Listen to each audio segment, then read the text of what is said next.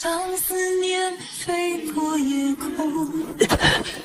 扛完这趟，我就能交差活命了。二柱子，你一定要坚持住！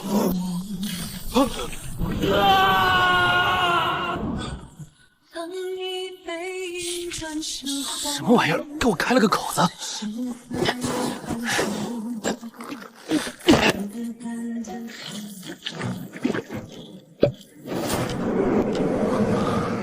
这葫芦真邪门，总感觉不是什么好东西。当个水壶倒还凑合，就是大了点。再缩。到门口了还敢磨蹭？骨头痒了是不是？还不去挑水喂猪？白眼狼，干活装死，吃饭倒是挺狠。你那短命父母死的干脆，没老娘施舍你一口馊饭，你早化成荒里的烂骨头了。您教训的是婶婶的大恩大德，我到死都记着。怪了，柳沟的死水本该比黄连还涩，过了一趟这葫芦，竟变得比灵泉还甘甜。这到底是个什么生物？水质都被逆转了，管它什么来历，先留着吧。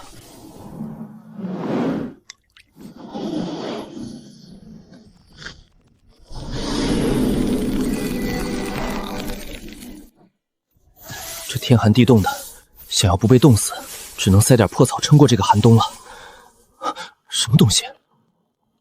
寒冬腊月，万物死绝，怎么还会有绿芽？昨夜水滴外溢，难道这葫芦不仅能净水，还能无视天道，催生万物？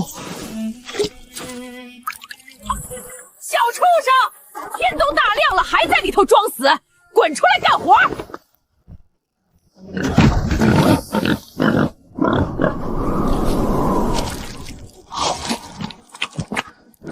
老黑，反正你迟早要挨刀，借点你口粮续命，别不知好歹。以前我只求苟活，攒钱租块地，讨个媳妇就算值了。但现在佃户算个什么东西？我要翻盘，要当就当最大的地主。黄蛮山能占良田百亩，9池肉林。我二柱子有了这造化，怎么就不能把这柳沟村的地盘全踩在脚下？这葫芦难道真能催生神物？不如去种到山上试一下。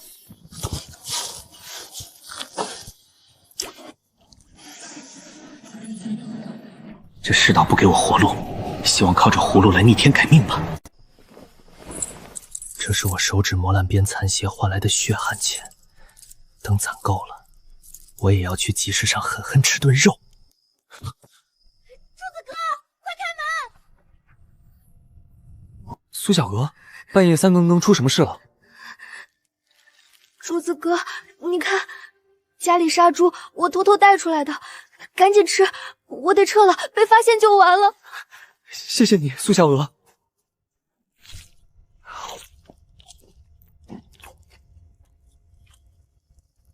真香，只要每个月能吃上这一口肉，这身骨头给谁卖命都行。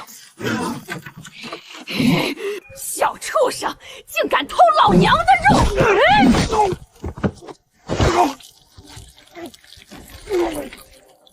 今天敢在老娘眼皮底下偷肉，明天就敢掏老娘的棺材本儿！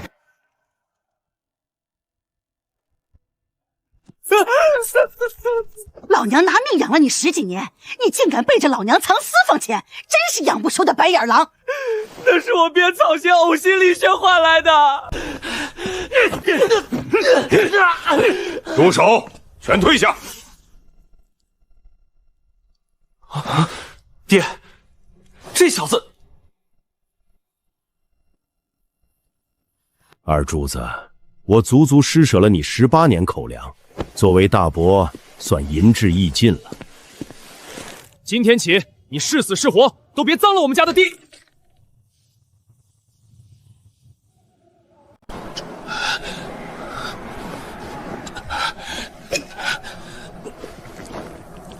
幸好葫芦还在，绝不是错觉。这灵水如同烈火断骨，每一口都在疯狂重塑我的生机。张德厚的心思，我的大脚拇指都能看穿。只要借着这宝葫芦扛过死劫，他日必将踏平这村子，把所有人踩在脚下。可眼下这绝境怎么破？我绝不能死在这冰天雪地里！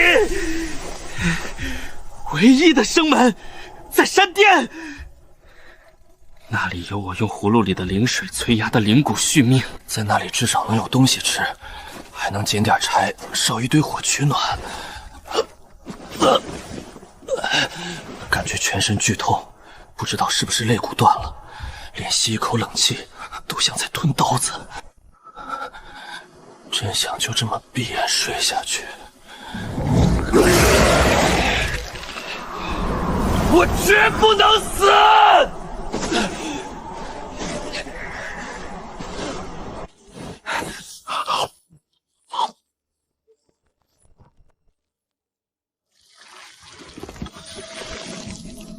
这点口粮不足以逆天改命，必须多种一些。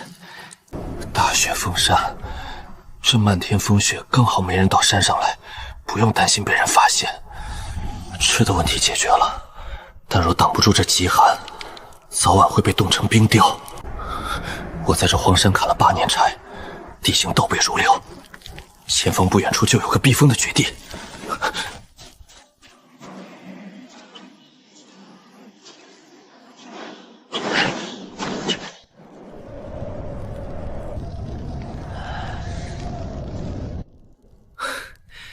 这个石窝沟也还不错，比住在张德问家还要舒服。这个肚子一点也不争气，每天都要吃2顿饭。听说有些牛马每天光干活，不用吃草料。还有人说这个世界上有很多神仙，他们也不用吃饭。自己要是有神仙这种本事就好了。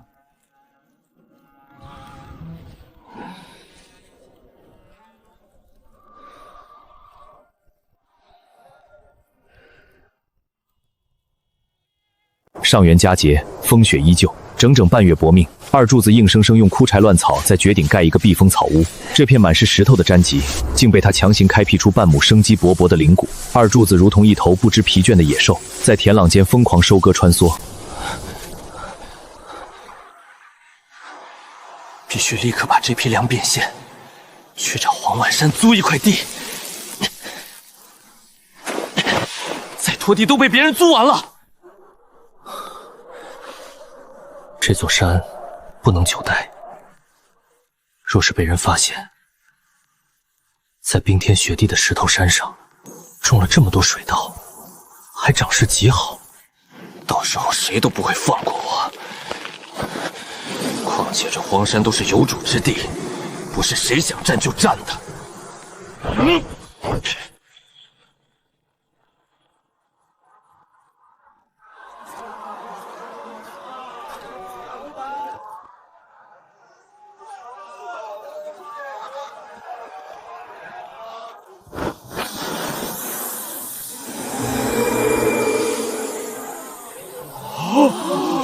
小伙，这等成色的筋骨怎么出手？25文一升。这谷子灵气逼人，用来做2种绝佳。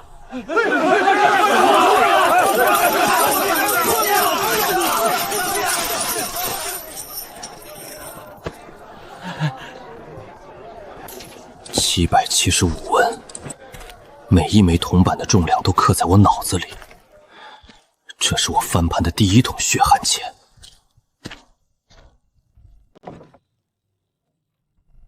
听张德豪说，你一直闹着要分家单干，一气之下离家出走了。外面冷，快进屋坐。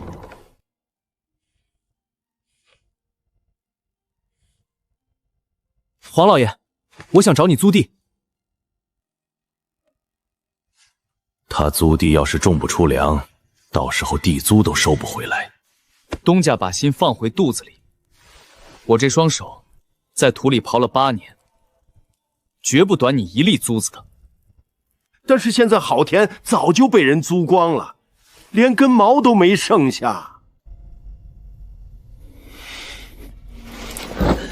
哪怕1亩烂地也成啊！我要活命。哦，倒还有一块，不过那是刚刨出来的生石地，穷山恶水，鸟不拉屎，就怕你有宝葫芦在手，冰天雪地的山顶上都可以种植，地处偏远的话，那正好不会被别人发现。我要地租，我会按时奉上的。地在哪儿呢？青石岭。之前山上一共开垦了1亩荒地，上面全是石头，难以开垦。你想好要的话，现在租给你。头3年地租只要5斗粮食1年。如果你能在青石岭上开垦出新的荒地，头3年免租金。我要了，现在就立字据吧。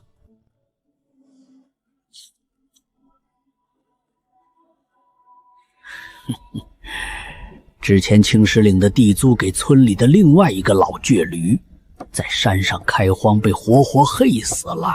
他要就租给他，反正上面啥都种不出来。嘿嘿嘿嘿，时间不早了，干脆吃完晚饭再走吧。多谢东家。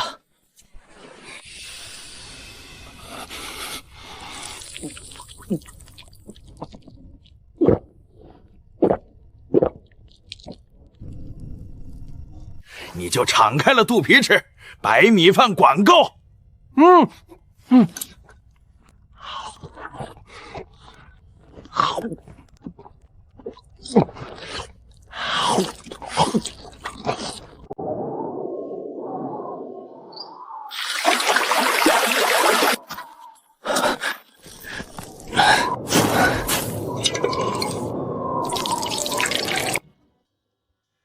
这一把要是省着点儿，每天就吃1升，起码能活小半年。等青石岭那1亩地收了，还能再收4担。可是这么多救命粮堆在这儿，万一被那些恶狼偷了抢了，我岂不是又要等死？不管了，死马当活马医。神了，倒出来的就只有谷子，一滴水都没混着。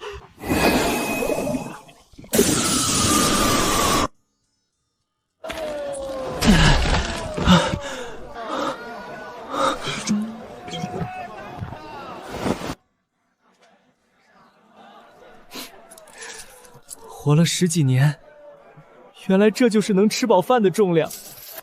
公半山，小子，老夫观你根骨不凡，将来必成大器。老先生，您是在跟我说话？不过你虽根骨不凡，终究缺少高人指点，恐怕将一事无成。求老先生给条活路。活路没有，先教你认字。公在长是个张，人在山是个仙。张半仙，原来您老就是大名鼎鼎的活神仙。虚名而已。小子，看你这额头下巴，原本也是个穿丝绸吃白面的命，可惜呀。要不是爹娘走得早，我家那几10亩地，怎么也能让我混个人模狗样，哪会落到这步田地？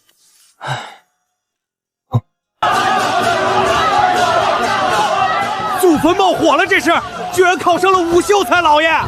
武秀才呀，见官不罪，不用服苦役，不用交税，祖宗80都跟着沾光。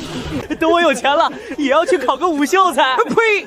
尿泡尿照照你自己，人家第1关就要举起500斤的石头，你这身排骨经得起压吗？张伟，竟是那个差点把我踩死在雪地里的堂兄。张先生，我也要考武秀才，我要把他们踩在脚下。怎么考？交钱给官府就能考，但考武秀才得先学武。这钱烫手，老夫不赚了。老神仙，求您发发慈悲，我身上就剩这20文了，全给你，救救我！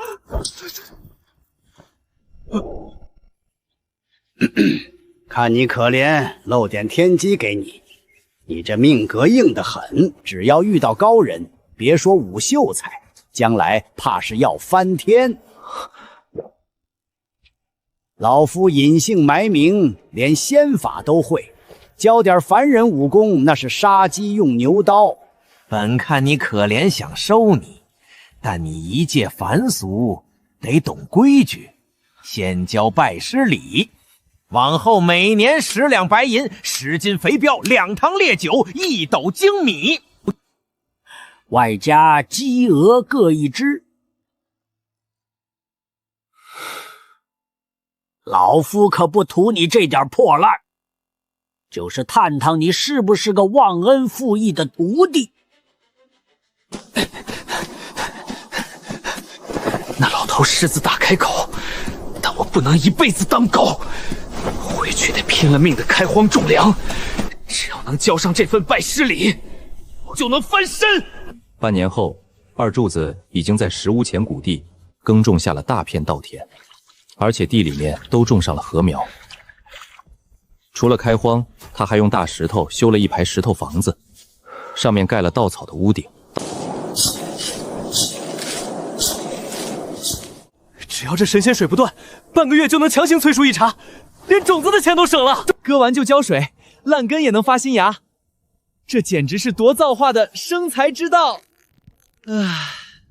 按现在的收成，1个月最能用粮食换来24两白银，拜师学武也绝不是做梦。明天就去河口镇，把这堆谷子全换成真金白银。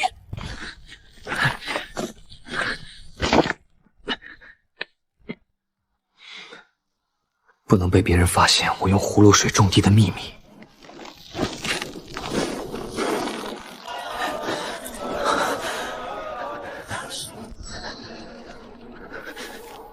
已经有足够拜师的钱了，剩下的粮食就把它存在葫芦里。现在就去拜师学艺，以后一定要成为武秀才。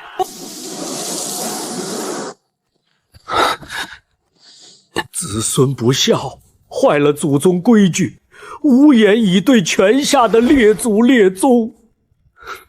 从今天开始，为师便传你绝世武学，但为师我不喜虚名，你不得向外泄露跟我学武之事。师傅放心，徒儿死也不说。你认识几个大字？连蒙带猜，大概能认个几百字吧。睁眼瞎学个屁的武功！老夫只能先教你认字。这本书乃是我老李家祖传绝世武学，就用这本书当做你识字的教材吧。夫人之一身，内而五脏六腑，外而四肢百骸。10几贯的拜师费，我多认1个字，就当赚回1个铜板的血汗钱。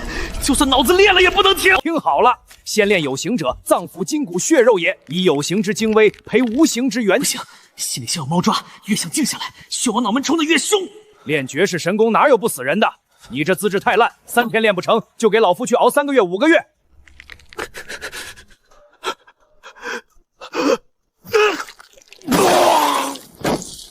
我的钱还没把那群畜生害死，我的武秀才不能死，继续练。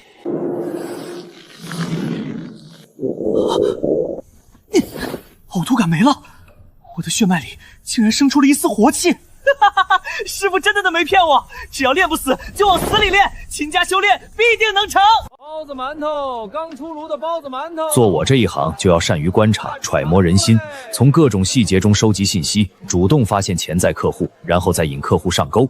有时候抓住一条肥羊，就能吃上好几年，甚至获益终生。终于现在遇到个不通世事的傻小子，不但吃上了饱饭，还有肉有酒。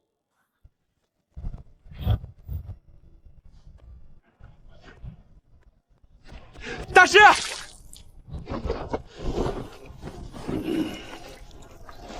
您的徒儿给您请安了。算你有心。近日那绝世武学可摸到门道了？摸到了，我感觉经脉里有气了，徒儿终于入门了。入门？那本破烂玩意儿，老夫练了半辈子，连个屁都没练出来，纯粹是拿来糊弄鬼的。这傻小子8成是想在老夫面前装大尾巴狼。既然入门了，就用你的肉掌把这块石头给老夫捏成粉。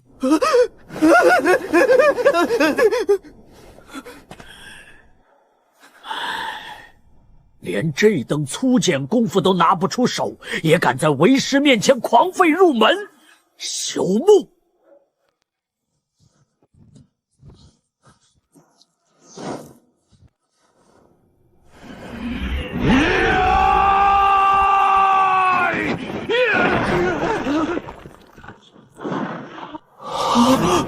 老天爷！武道一途，切忌狂妄。你那点微末度行，在真正的高手面前不过是匹夫撼树。给我滚回去死练！师父教训的是，徒儿知错了。知错就改，还不算烂透。只要你不死，总有一天能捏碎石头。回去继续抄书吧。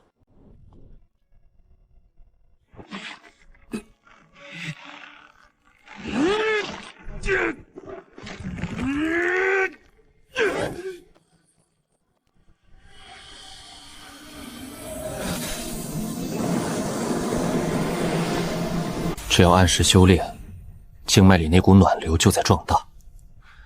师父那么大的本事，却从来不显山不露水，这才是真人不露相。自己需要学的东西太多了。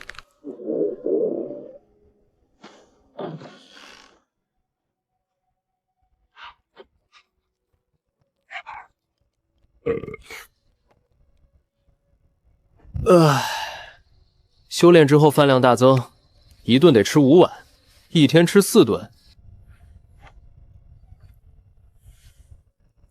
幸好葫芦储存过的粮食不但好吃，还能壮大元气。可是，储存过葫芦的粮食跟普通大米完全不一样，以后还怎么拿出去卖？得想个办法。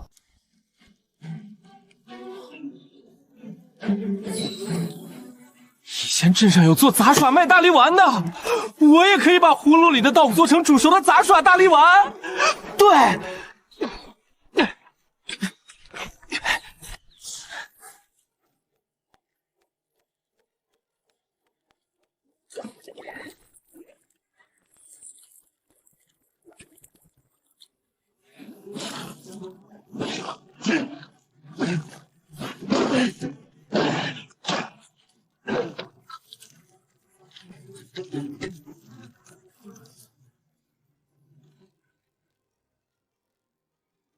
这玩意儿怎么又软又甜，只是半点药味都没有，颜色也不够深，傻子都不会信这是大力丸。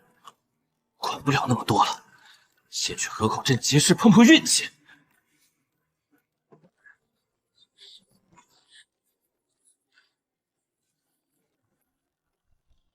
祖传大力丸，10文钱一粒。敢拿泥巴丸子出来骗钱？对，活腻歪了是不是？卖大力丸的哪个不是胸口碎大石？你给爷表演个头顶开砖，大爷就赏你几个铜板。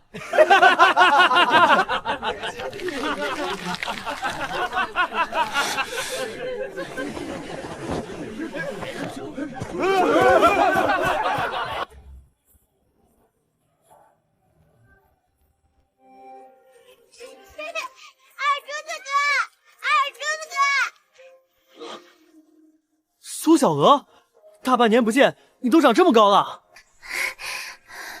二柱子哥，你瘦了，是不是又没饭吃？我去厨房找点剩饭给你填肚子。苏小娥，哥现在不挨饿了，我在青石岭垫了地，自己种粮，每天都能吃饱。听说那青石岭有吃人的蛇妖，没撞见吧？大哥还放狠话要废了你，千万躲远点儿。拿着，哥给你的零嘴儿，刚出炉的大力丸，你拿着，吃了它。呸！这黑不溜秋的是啥？一点药味没有。二柱子哥，你绝对被骗了，走，找那骗子去。别去了，人早跑没影了。集市买的杂耍玩意儿，没毒，还挺甜的。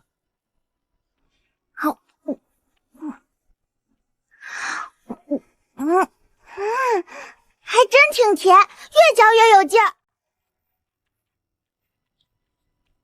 二柱子来得正巧，5天后跟老夫跑趟安章县城，秋粮齐了，得往县仓送税粮。东家放心，5天后我准时到。安昌县城，那才是富得流油的地方。我要把大力丸全变成银子，然后用真金白银把青石岭彻底买下来，免得被别人发现葫芦的秘密。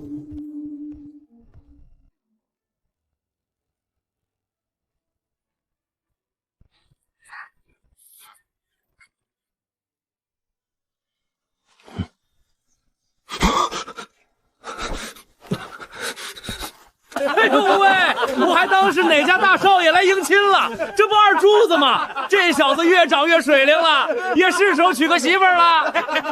瞧瞧，这雏儿还脸红了。这次进城，老哥带你去按门子见见世面。各位叔伯，别拿我寻玩了，我还小，当场不着急娶媳妇儿。毛都没长齐，你懂个屁！娶了老婆才能叫过日子。张老爷早。哼，什么东西？装什么大尾巴狼？闭嘴！人家现在是见了官都不用跪的秀才老爷，咱们惹不起的。都别愣着了，敞开肚皮吃顿饱饭，吃饱了好一起去交粮。从我们身上收来的租子，大半还得像供祖宗一样去填县衙的无底洞。稍微慢一点，那帮披着官皮的活阎王就敢下乡杀人抄家。只要把气血逼到4肢，这几百斤的重量根本不算什么，反倒越推越痛快。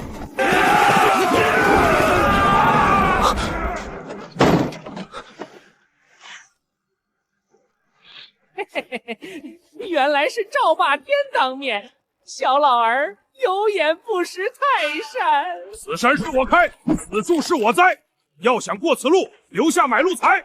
老东西，规矩还用老子教你吗？懂，都懂。赵霸天镇守一方，风吹日晒，护咱们斩周全。这点茶水钱，您千万笑纳。少他娘的放屁！老子就是个杀人越货的贼！弟兄们，撤！走！这赵霸天算得上绿林里的1号人物，只要把买路剑交足了，他从不伤人性命。我的老天爷！原来人住的房子真能盖得跟仙宫一样！滚！都给我走开！这些乞丐都是欺软怕硬的，就盯着咱们这种没见过世面的乡下来的欺负。刘来福，天快黑了，直接去老地方窝一宿，明天天一亮就去宜阳交差。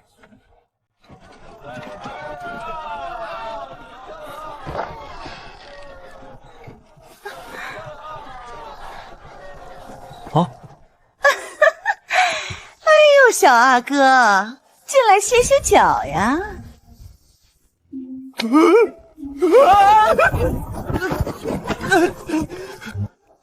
对不住了，婶婶，我不会。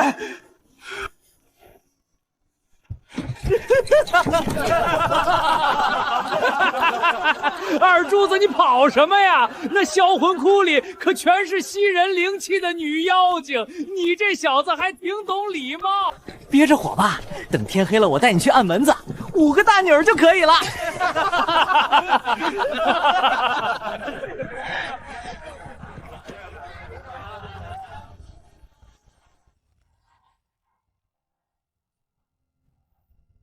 拔罐还是看花柳兵？我是来买药的。老夫问你，拔罐还是看花柳兵？我没病。哼，没病你跑这鬼地方来干什么？小小年纪染了脏病还不敢认？拿去，1天2包，内服外服，20文1包。我说了我没病，我是问你这儿有没有人参。人参？你当是萝卜呀？整个鞍山县的参都被县太爷霸占了，就算抠出点参须，也被红安堂截胡了。你去红安堂问问吧。我这儿有种祖传大力丸，吃了力大无穷，你收不收？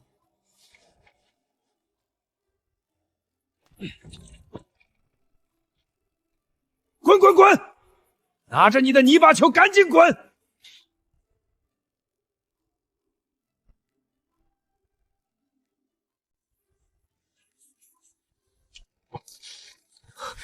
这地砖比我脸都干净，踩脏了赔不起啊！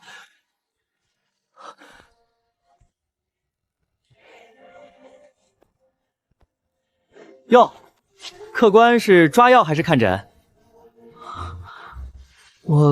我买点药材。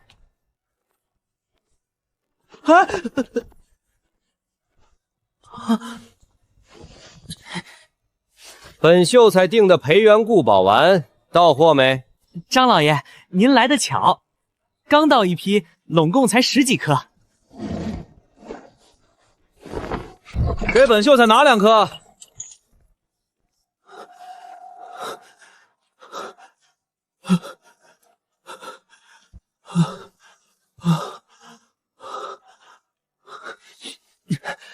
他刚才买的那什么培元固补丸，怎么个卖法？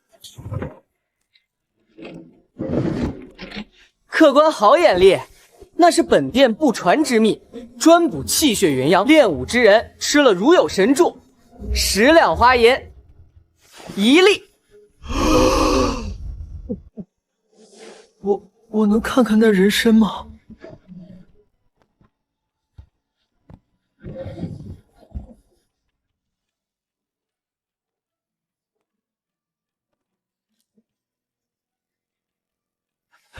这株参得要多少钱？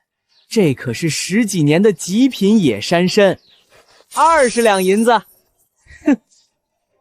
啊！刚才张老爷买的药丸里就掺了这宝贝。哼！20两，抢劫啊！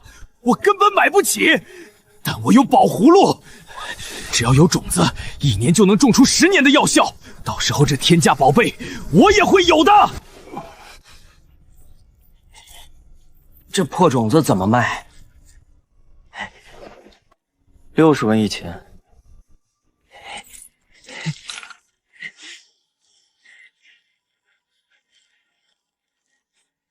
小哥，我这儿有能长力气的神药大力丸，你们这儿收吗？抱歉了，客官，本店规矩森严，外头来路不明的野药一律不收。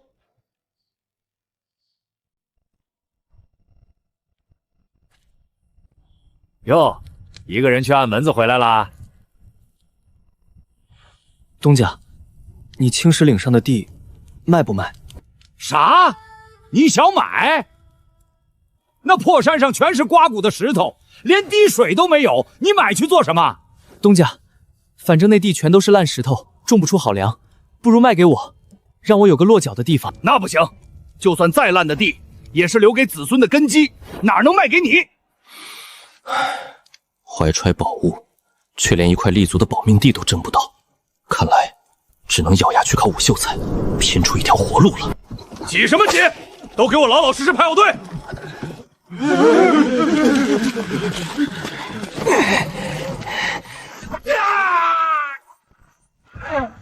今日收粮结束，明日再来。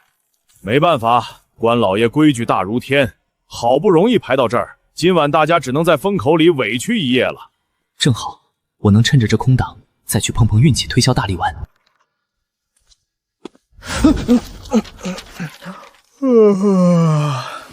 看病还是抓药？你是这儿的郎中，劳烦您帮我长长眼，看看这个。此物味甘性温，能强健脾胃，大补气血，这可是难得的上等好药。我手里还有些这样的丸子，想换点银钱，不知大夫收不收？收！好东西绝不嫌多，有多少我要多少。你也整粒吃吃看，越嚼越香甜。这药效的精纯度，简直跟我从前吃过的西汉灵物不相上下。果然是好东西，你想卖个什么价钱？3文钱一粒，这价钱不太通情理吧？他能答应吗？成，没问题。答应的这么痛快，我这嘴怎么不狠点儿？早知道要4文钱了。总共285粒，30文钱一粒。30文一粒？怎么？你想卖300文？你这药虽好，但也没那个天价。县里最贵的药卖10两银子，我顶天只能给你50文一粒，行不行？行，可以。285粒，一粒50文，合14两，外加250文。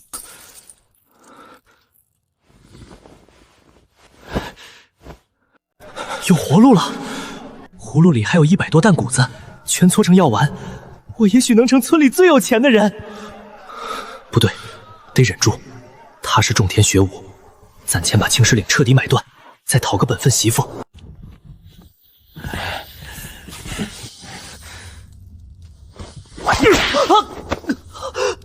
刁民根本没满，没满，继续加。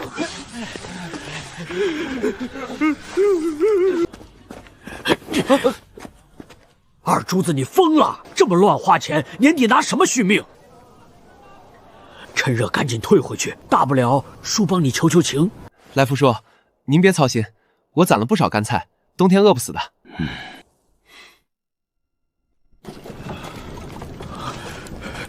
咱们是不是快到白天那个被劫的山道了？怕什么？赵霸天收了钱，讲规矩，一趟镖绝不劫2次。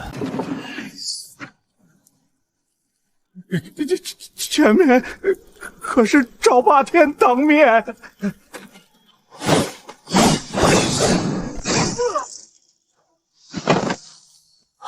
他就一个人，大伙并肩子上，弄死他！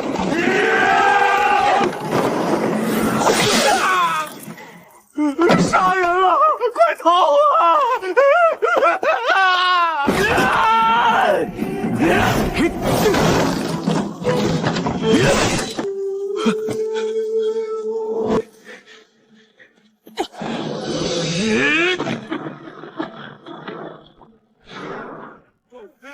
二柱子，救我一命！救我！青石岭那块破地我卖给你了。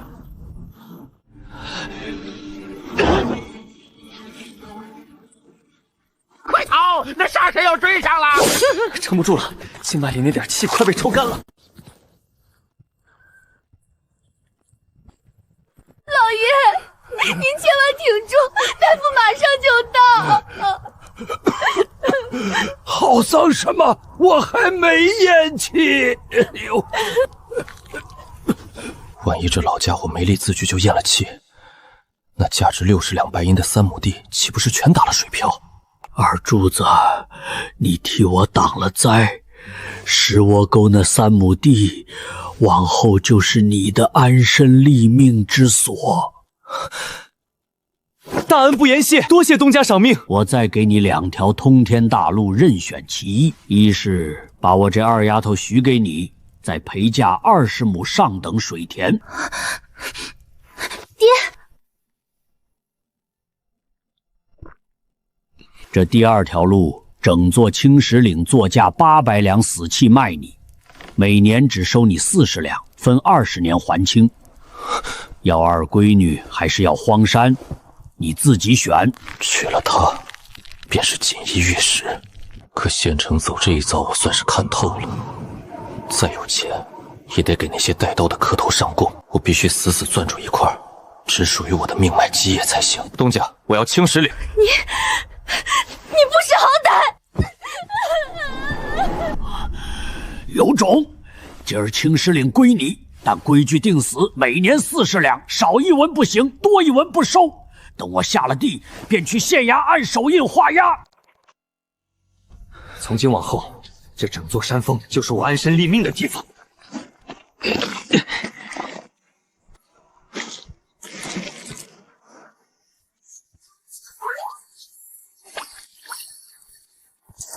这肉苁蓉怕是被那黑心药铺骗了，全成了死种。这就是肉苁蓉，短短2月竟长得犹如蛟龙出海，入口甘甜却暗藏苦涩。管它有多霸道，先收进宝葫芦里淬炼几日，再见分晓。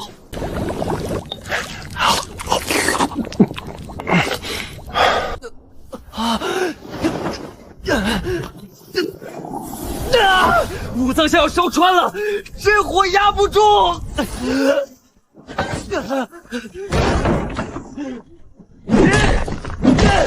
19年了，还有黄万山家那风雨的黄灵儿，真要命！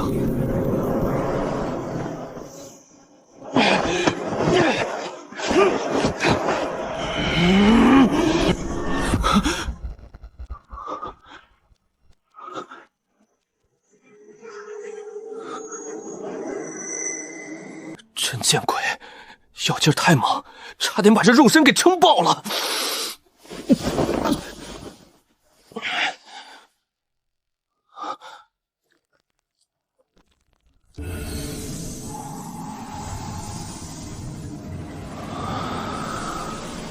这难道就是书中摸不着边界的境界？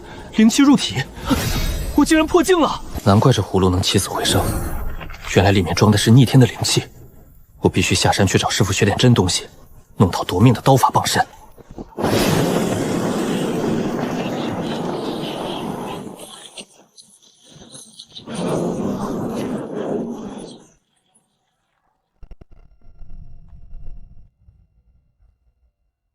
柱子哥，柱子哥，你也来刨石吗？我跟你说，西湾田那座死坟后面还藏着一片没被人挖走的嫩芽呢。哥不去抢那些，我要去镇上一趟。你缺什么物件，哥给你带回来。我不要，你一个子儿也别乱花，惹急了这鬼老天又要饿死人的。依你，哥不会乱花钱的。这如炼狱般的世间，或许只有这丫头算得上我唯一沾点血脉温度的亲人。这位小哥，我看你骨骼惊奇，面带腾飞之相，只可惜10几天连个铜板都没骗到手。这世道的人心真是越来越滑头了。师傅，你来了。近日苦练有什么结果没有？徒儿感应到真气了。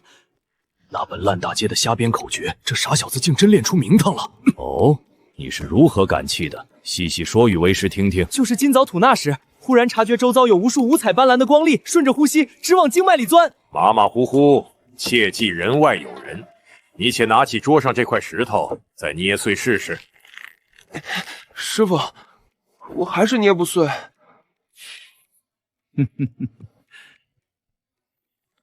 不知我这辈子能不能练出师傅这等恐怖手段。莫要灰心，只要你死心塌地学到为师的一分皮毛，拿个5秀才易如反掌。师傅，我想练刀。那天夜里那杀手的刀法太骇人，一刀断头，干净利落。刀法粗野，不过是屠夫行径，怎敌得过剑道凌厉？为师便传你几手剑招，剑道万变不离其宗。你带着这基础剑士回去，每日雷打不动，死磕1000次。谢师傅赐教。对了，我刚在集市碰运气买了这东西，人家说是肉苁蓉，请师傅给徒儿看看。竟真是极品肉苁蓉，这玩意儿只长在绝地荒漠，难道是哪路商贾落下的？为师近期正在熬制秘药，这东西刚好合用，只可惜还差一坛烈酒做药引。师傅放心，下次来，徒儿必给您奉上好酒。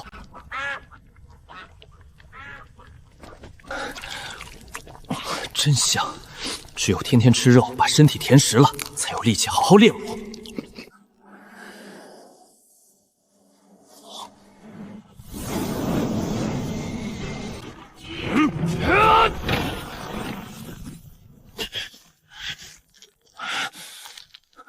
力气翻了几倍，却还是做不到把石头捏成粉，我还差得太远。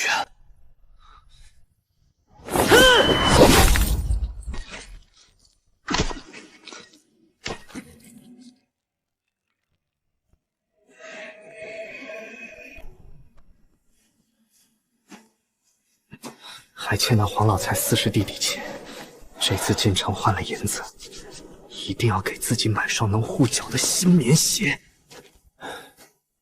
一到冬月，便多了许多这样的人。若不是老天爷赐了那只宝葫芦，我早就消失在这荒野里了。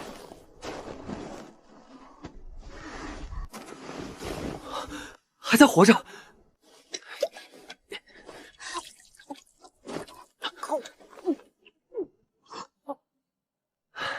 小子，阎王爷不收你，你活过来了。拿着这些粮，省着点吃，往后就看你自己的造化了。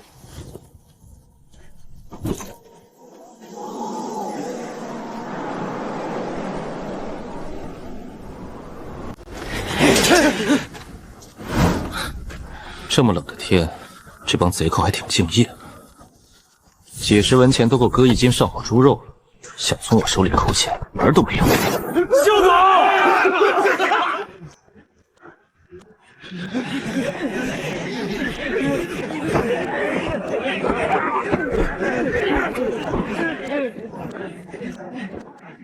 找死！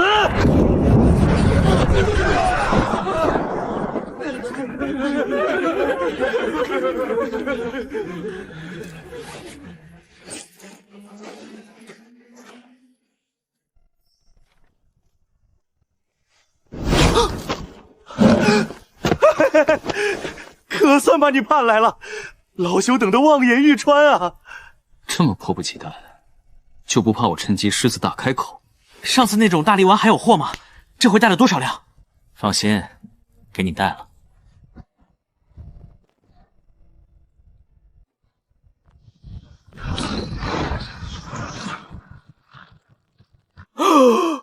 这等规模，我全要了。5000多克的量，老规矩，照着上次的行市走。得嘞，总计5695粒，单价50文，折出284750钱。图个省事，凑个整，285两白银，成不成？痛快，就这么办。我这儿还有2款威力加倍的狠货，掌柜的长长眼。凭我的经验，这药力确实霸道了不少，但主攻何种功效尚拿捏不准。各50克，总计100粒，凑足6两纹银。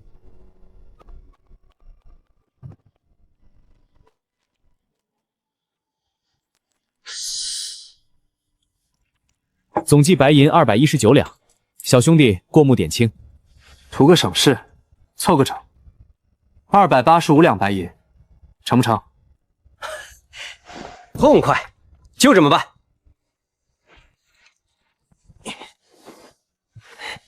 成，记住了，我叫张二柱，有货必定优先照顾你。足足200多两，买10亩上等水田都不在话下。我现在瞧路上的一条狗都像劫匪。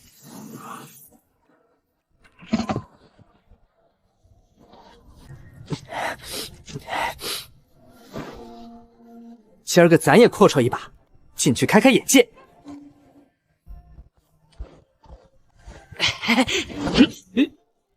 哪儿来的叫花子？轰出去！我是来投诉住店的。住店？呸！你撒泡尿照照，这是什么地界？住一宿要2两雪花银，你掏得出来吗？放你这种泥腿子进去，惊扰了里头的贵人，你拿命赔！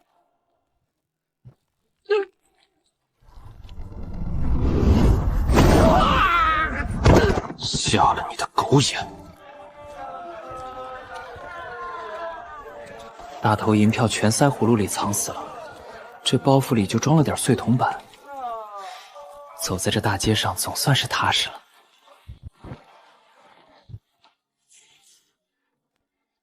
哎，后生，瞧布料还是量体裁衣呀？想整双鞋穿，拿现成的对付就行。尺寸正合适，里头也热乎。可转念一想，我满打满算才18岁，个头还能往上窜，1两银子砸下去，穿个1年半载就顶脚，太败家了。不成，这号几脚？拿那双最大号的来。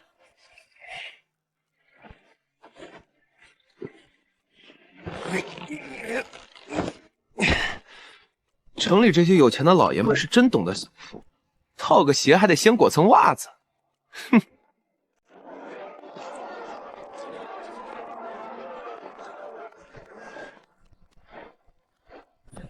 客官，咱这铺子什么趁手的家伙事都能打，您相中哪种路数的？我需要一把压手的重剑，分量底线起码得10斤往上。这把是纯金刚反复捶打的，死重11斤2两，不贵，就收您4两雪花银。就定它了。剑鞘配一个不？上好的木料，再加200文就行。没必要。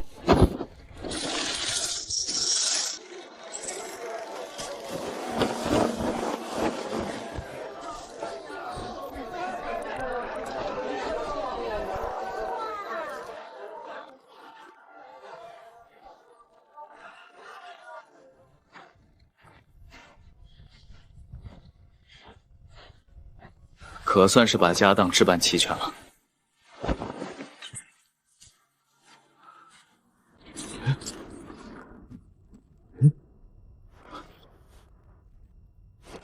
爹，您快看看！毛毛躁躁的，成何体统？爹，您过目瞧瞧这几罐刚收上来的铜板。没走眼，这绝对是传说中的百炼铜晶。足足100斤生铜才能熬出这么1小两精魄，究竟是哪路手眼通天的神仙，竟奢侈到用百炼铜晶来浇铸最下贱的铜钱？查清楚没？这钱是从谁手里流出来的？毫无头绪啊，爹！今儿铺子里进项流水太大，我也是刚刚盘账才摸出不对劲儿。把嘴闭严实了，绝对不能走漏半点风声。没有我的命令，谁也不许轻举妄动。哇，真好看，专门买给我的。那还用说，我一个大老爷们又用不上这玩意儿。树子哥，往后别再这么破费了。村西头的三豆子昨生生饿毙了，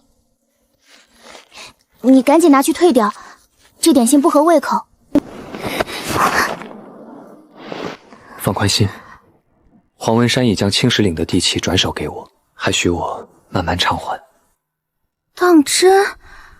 我大哥眼馋那片荒山许久，黄云山硬是咬死不卖。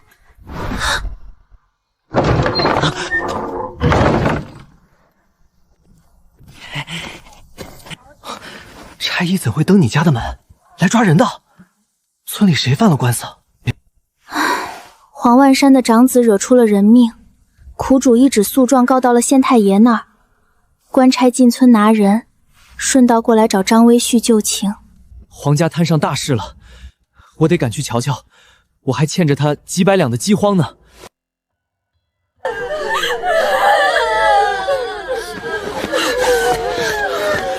黄老爷，二柱啊！黄老爷，稳住神，难关总能熬过去的。我这还欠您800两，要不我想个法子，提前把这账全结给您应急。不可，断然不可！规矩不能破。每年40两，分20载还清。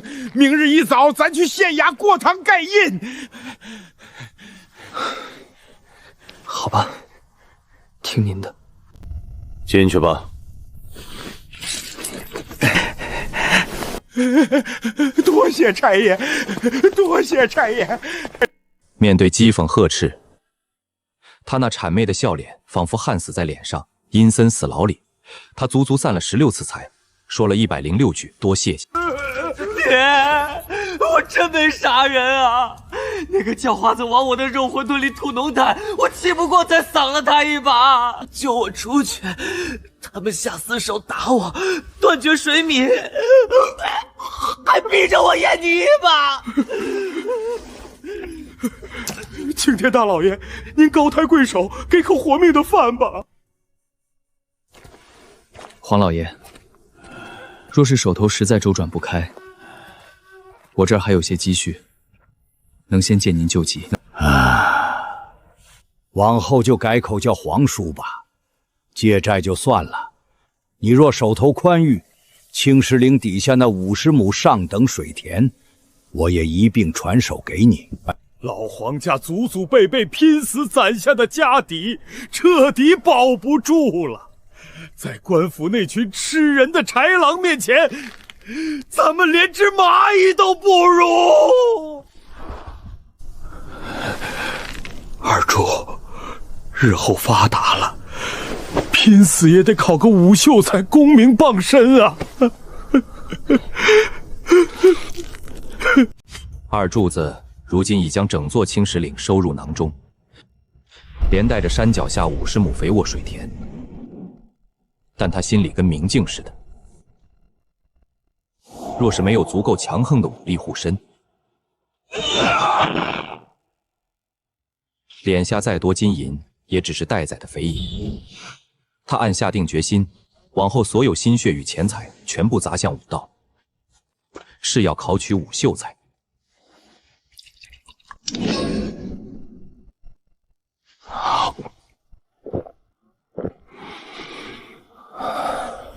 好霸道的药劲儿，这一刻抵得上连吃半个月的人参炖肉了。真气冲天突，月重楼，只管惠民。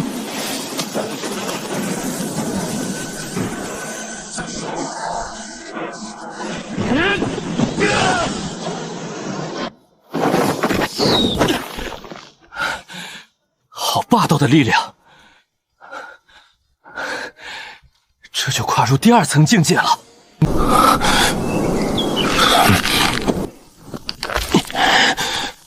还是差攻后。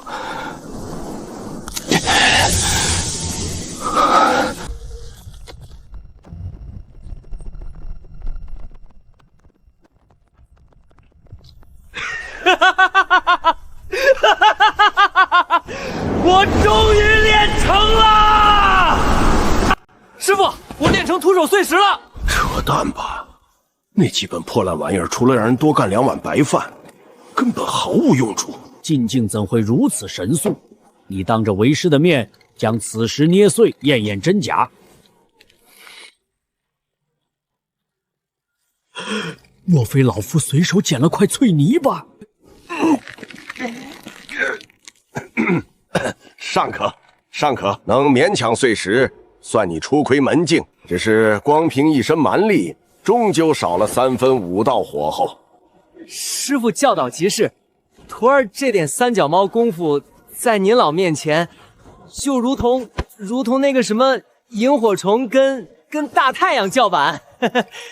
那套基础剑式进展如何了？弟子如今已能抡着60斤的铁剑走招式了。60斤，这还是人吗？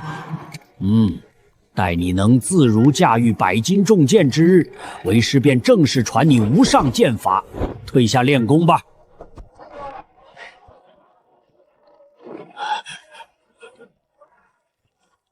破书上写10斤重剑即可入门，老夫非给你飙到100斤不可！剑招纵越1尺，老夫统统给你改成拔高3丈。我倒要看看你这回怎么练得成。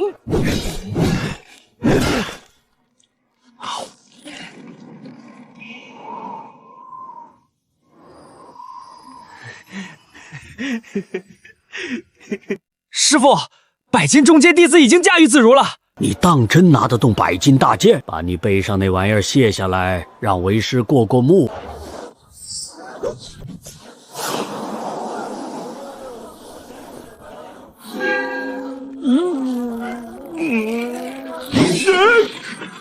这铁器落地，掷地有声，掷地尚可。你自己把它收起来吧。师傅，您给长长眼，我这刺激路数对不对？徒儿总觉得发力有些生涩。您能不能亲身示范一番？免了，为师早登无剑胜有剑的画境，区飞花摘叶，皆能杀人于无形。10丈之外斩落敌手，如探囊取物般容易。这等粗鄙的基础剑式，岂不是脏了为师的双手？你的根基已牢，今日为师便将这套镇派祖传剑法倾囊相授。多谢师傅栽培。这剑招竟要人凭空旱地拔葱飞起2、3丈，我连吃奶的劲都使出来了，顶天也就蹦个1丈来高。还有这事，咋可能隔着1丈多远扎到人？真不愧是绝顶神功，这修炼门槛简直高得离谱。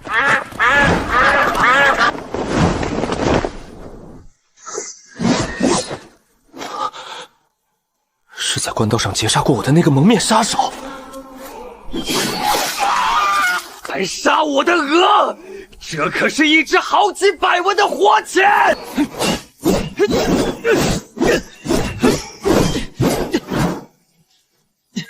你这混账，像猴子一样上蹿下跳的，这还怎么打？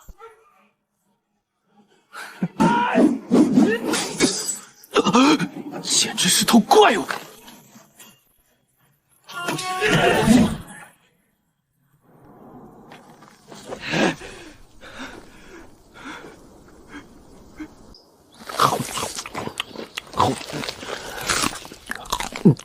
真香，这肉质比京排骨还过瘾。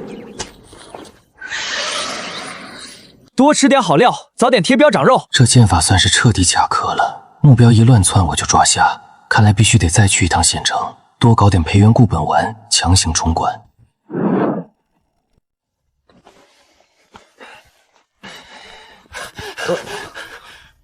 二柱子老弟，可把你盼来了，怎的拖了这么些时日？你瞧瞧，老朽这头发硬是生生愁白了一大片。实在对不住，手头有点死记住给绊住了。寒暄免了，那批加强版的大力丸，这次弄来多少现货？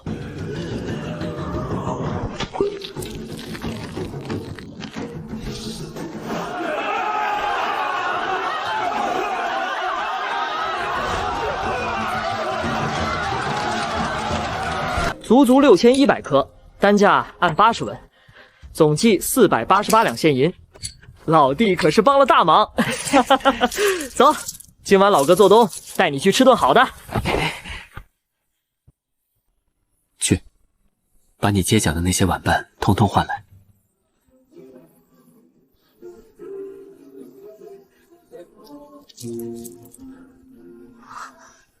好嘞，多谢大善人。走着，咱哥俩少点一道下酒菜，省出的油水就够这群苦命娃多活好几日了。全是无依无靠的孤儿。这富贵公子哥心肠倒是出奇的善。哎呦喂，竟是司马公子大驾光临，您快里边请。奴家给两位贵客请安。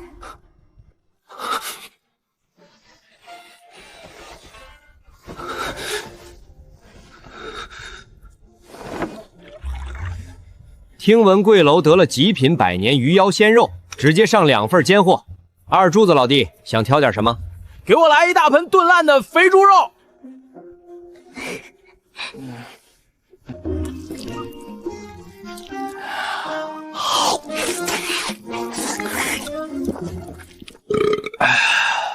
解馋，可惜比不上我自己锅里炖出来的灵气足，吞进肚里软绵绵的不长力气。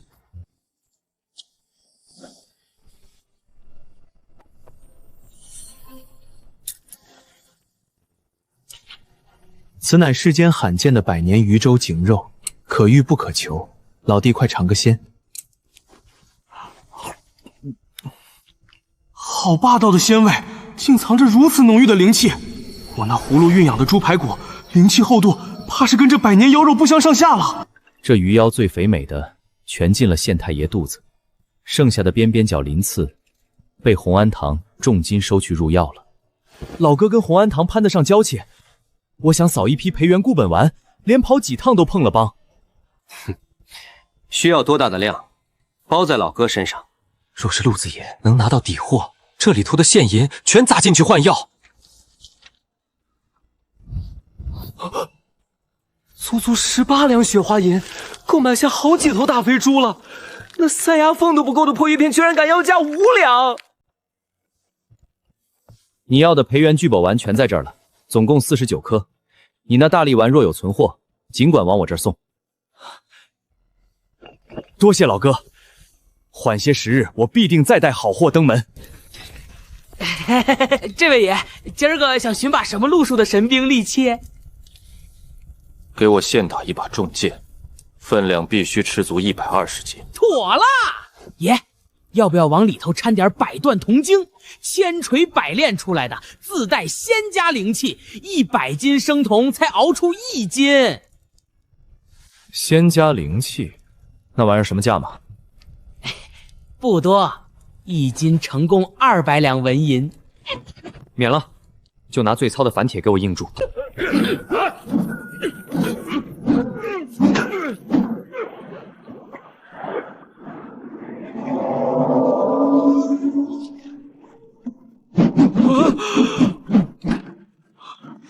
手感正合适，居然是传说中的百炼银晶，没看走眼，纯度极高。这玩意儿的黑市身价保底是寻常白银的10倍起步。爹爷爷，那泥腿子这会儿绝没跑远，咱们要不要趁机下黑手？闭嘴！那小子单手抡起100余斤的铁疙瘩，跟耍烧火棍一样轻松。今儿谁敢踏出铺子半步，我打断他的腿！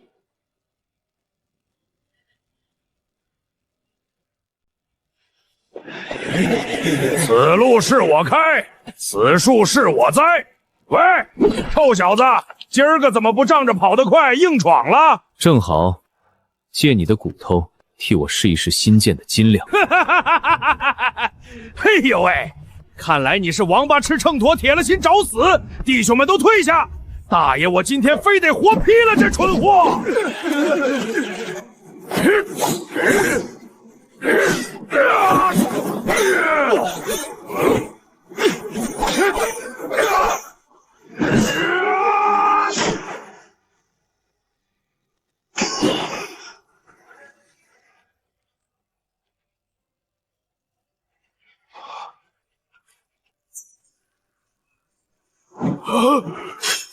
这句不作算，纯属是我这刀质地太刺舌了。随便你换什么兵刃，继续。今儿大爷我碰巧饿了没力气，先回山寨用膳，明日再取你狗命。撤！就这点本事，还打不打？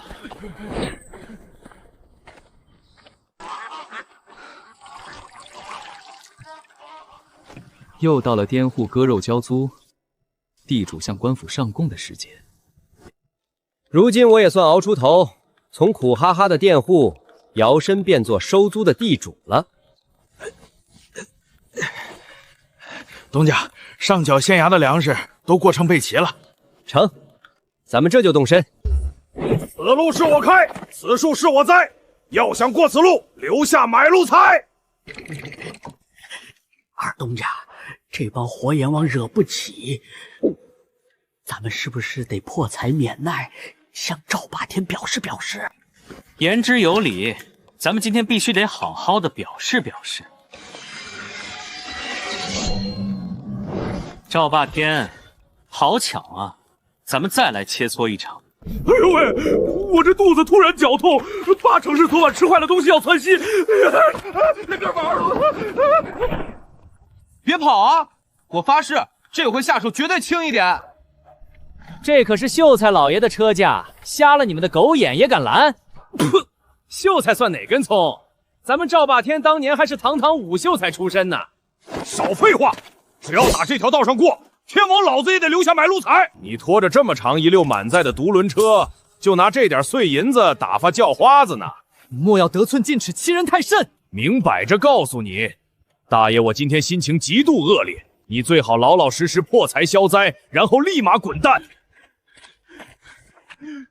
东家，大事不好了！您看这官府的告示，今年凛冬，您得被强征去服兵役，发配到西南边陲去修筑抵御妖鬼的城墙。那鬼地方去了的人，向来是十死七生啊！王贵，你门路广，能不能替我寻个人代付这趟差役？我愿出20吨精粮的重赏。东家此言当真？真舍得出20吨的天价？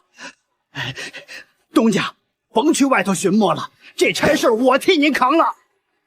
王贵，这可是随时会掉脑袋的苦差。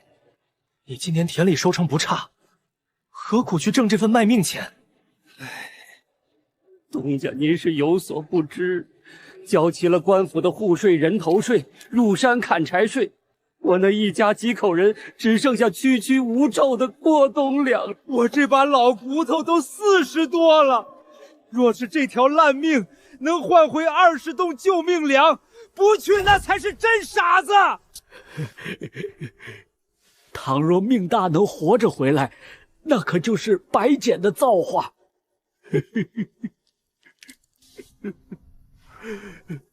若是换做2年前那个饭都吃不好的我，面对这等绝境，只怕也会毫不犹豫地踏上这条死路。一定要拼死活着回来！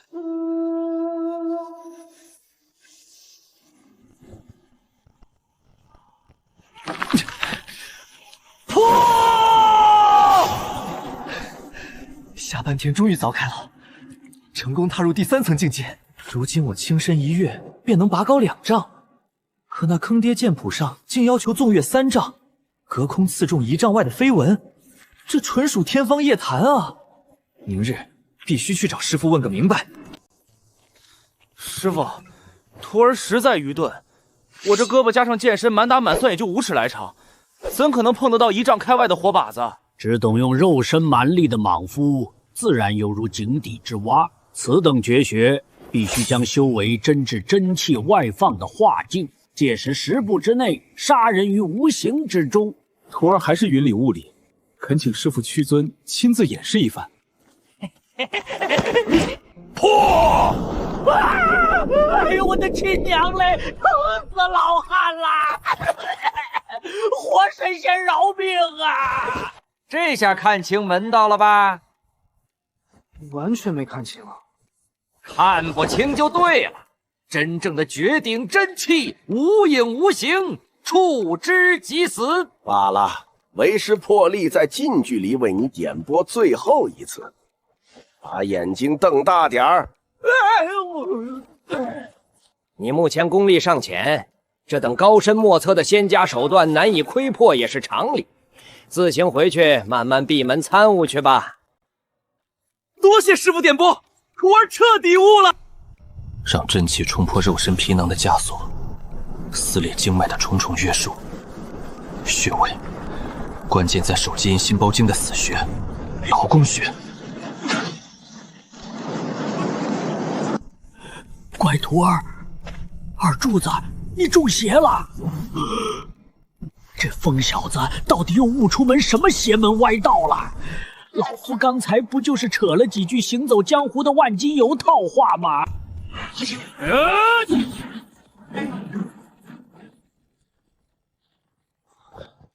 这路数跟师傅刚才演示的完全是两码事啊！莫非是我参悟的法门走偏了？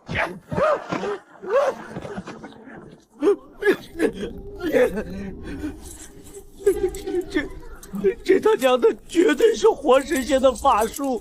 张半生，这买命钱打死我也不敢收了。狗屁仙术，那就是江湖跑单帮的障眼法。拿着钱赶紧滚！若是敢在外面乱嚼半句舌根，老夫发功让你永世不得超生。师傅，徒儿这般粗暴，算不算摸到了真气外放的门槛？简直是块冥顽不灵的朽木，哪有像你这般粗暴泄气的？我像一头发了疯的野牛，哼，哪有半点仙家高人的超脱风范？真正的绝顶高手讲究的是内敛自如，收发由心。多谢师傅当头棒喝，徒儿又领悟了。这傻仙到底又悟出什么要命的绝招了？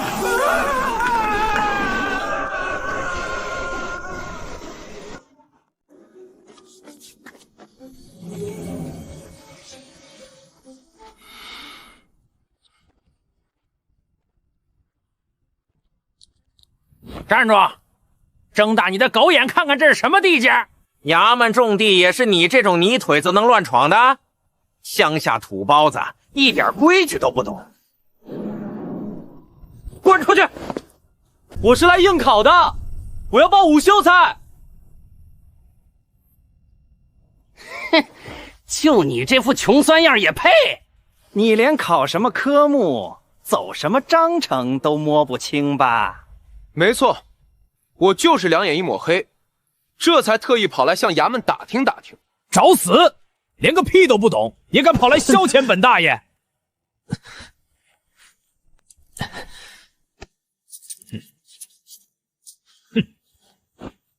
有屁快放！要打听什么名堂？我就是想弄清楚，考这5秀才到底去哪儿报名，都要考教些什么名目？我急着要报上名。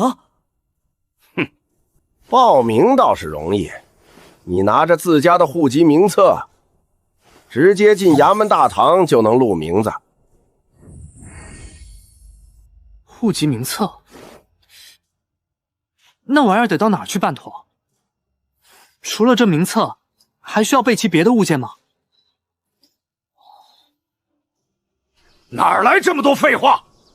不懂的滚回村去问你家大人。哼！乡正大人可是个正经的读书人，身上挂着文秀才的功名。待会儿见了面，你务必学着点斯文人的做派。记下了。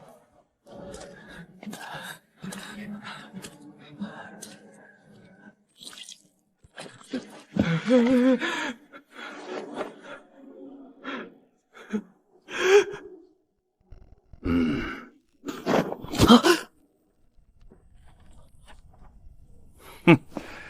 你这破纸不顶用，得先去县太爷那儿过堂盖上大印。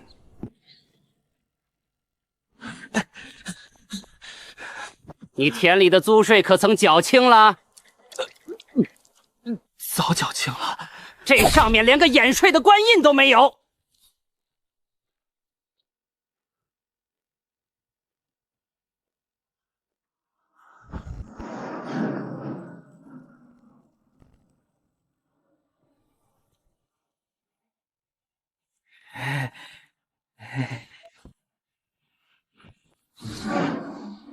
你这后生倒还懂得些人情世故。联名宝剑的帖子呢？什么宝剑帖子？你连这等常识都不懂，还跑来凑什么热闹？赶紧滚回乡下，老实跑你的黄土去！大老爷行行好，求您大发慈悲，给我指条明路吧！大印朝廷铁律，不论考文考武，必须得有3名在册的秀才联名写下宝剑信，否则连站进这考场的资格都没有。什么？大老爷，若是实在弄不到这举荐信，衙门里可还有什么通融打点的暗门道？绝无可能！这是圣上亲自定下的铁律，谁敢乱动，就是满门抄斩的死罪。二柱老弟，你上次交代要的培元固本丸，老哥我早就替你节流换好了。哦，这段日子被些烂摊子缠得脱不开身，险些把这买药的大事给忘在脑后了。究竟是何等大事，能让你连这救命的培元固本丸都抛之脑后？这可是价值好几百两雪花银的真金白银。你要是再不露面，老哥我可就全盘私吞了啊！唉，竟是些让人急火攻心的烦闷事。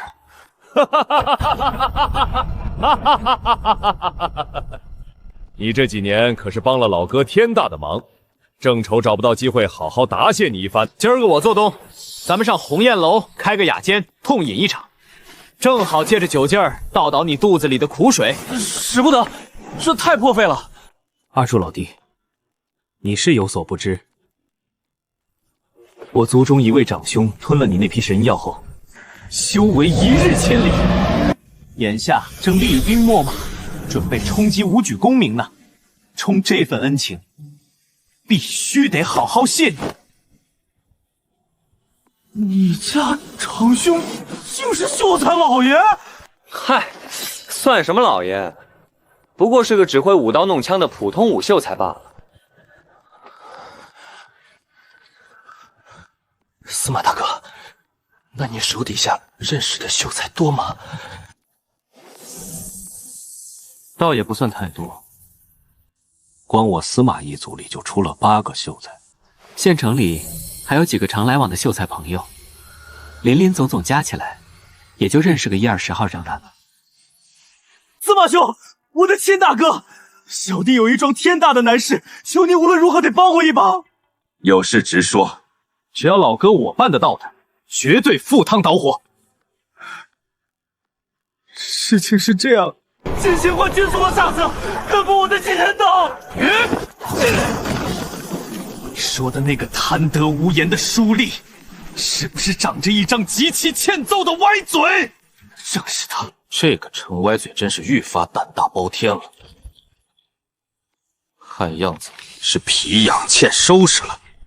联名宝剑书的事，包在老哥身上，明天就能替你集齐，后天一早，老哥亲自压阵，陪你再去那学政衙门走一走。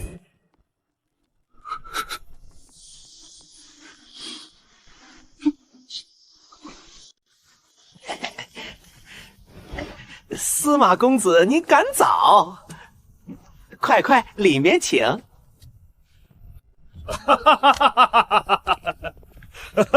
老十四，你可算来了！瞧你这满面红光的得意样，定是给我淘动到什么绝世好药了？嘿嘿嘿，昨晚在黑市鬼混，还真让我截胡到一株品相极佳的老山参。这药灵少说也有20个年头了。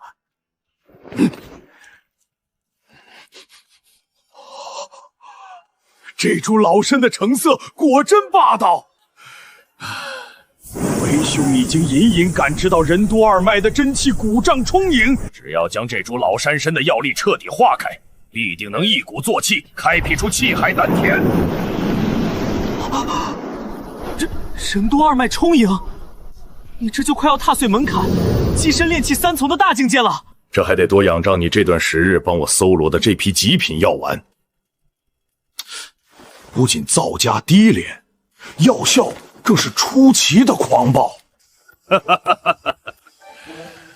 我说小易啊，你这根骨真就铁了心不碰武道，不去那武举场上挣个功名？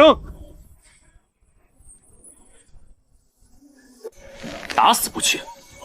我的毕生宏愿是悬壶济世。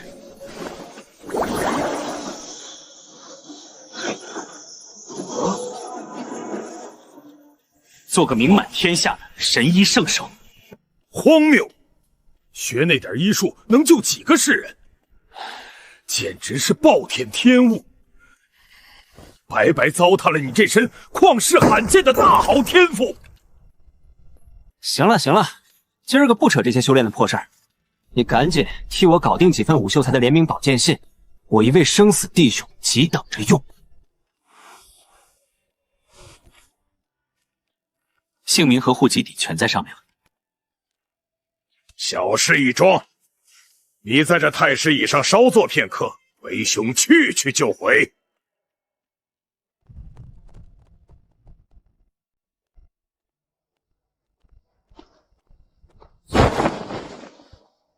哼，给我站住！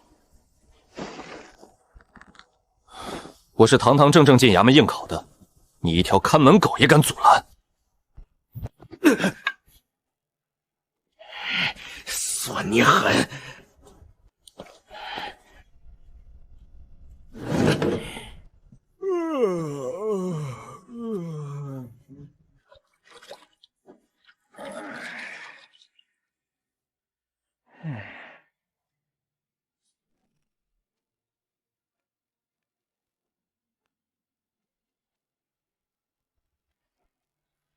出去！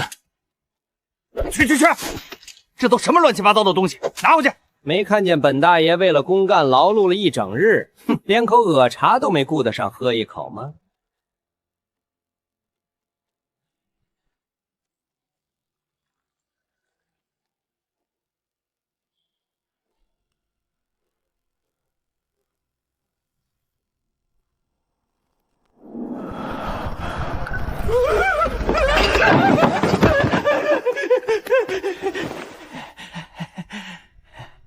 哎呦喂，司马大公子，您这尊真佛怎么亲自降临了？有什么差遣，随便打发个跑腿的下人过来传个话，小人感不尽心。我倒是有所耳闻，你这衙门口的规矩大得很，不砸银子就休想办事，甚至砸了银子也照样卡着不办。哼，本公子可没这等通天的面子。程歪嘴，你听好了，你仗势敲诈勒索来的那几两碎银，不过是你多去勾栏瓦舍里喝一顿花酒，打赏一回姚姐的脂粉钱。可你这猪脑子有没有想过，这几两碎银子极有可能就是那些贫苦百姓倾家荡产凑出来的活命钱。断了这几两银子，他们一家老小就要上吊饿死。公子教训的字字珠玑，小人知道错了，日后一定洗心革面，本分当差办事。那你还在这儿像根木头一样杵着干什么？还不赶紧给我这兄弟盖印办差！张老弟果然是一表人才，人中龙凤。先前是老哥我有眼不识泰山，多有得罪。老弟日后若有闲暇，千万别跟老哥见外，随时来我这儿喝茶叙旧。这衙门大门永远为你敞开。张大爷，小人有眼无珠，这些银钱您收好。日后大爷若是高中了武举功名，还期望能大人不计小人过，多多提携小人一把。司马公子，今日之恩，没齿难忘。实话告诉你，老哥我平素最厌烦的就是跟这帮官衙里披着人皮的酒怪打交道。这帮狗东西对上面那些达官显贵摇尾乞怜、阿谀奉承，对下面这些无权无势的平头百姓便獠牙毕露，吃人不吐骨头。还是我那老本行自在，守着间药铺，悬壶济世，治病救人，压根不用去瞧这帮贪官污吏的丑恶练练，凭手艺赚钱自己花。我司马懿赚进腰包的每一个铜板都干干净净、清清白白，自己赚的干净钱花在身上，心里头才真正觉得踏实、硬气。前面那小子，给我站住！就问你一句，这种成色的铜钱和银两，你手里是不是还有私藏？这些被葫芦温养过的钱沾了更浓的灵气，莫非被这胖子看出破绽了？就算被识破，我也绝不能松口承认。我兜里早就比脸还干净了。再说了，这钱不就是普通的铜臭物，能有什么稀奇的？臭泥腿子，别在这装穷充愣，老老实实交代，这些银两打哪儿来的？现在全藏在什么地方？你再稍微忍一忍，咽了气儿就不痛了。小杂种，你下手好生毒辣！这厮的身手可比那赵大王强出太多了，拿来当试剑的活靶子简直完美。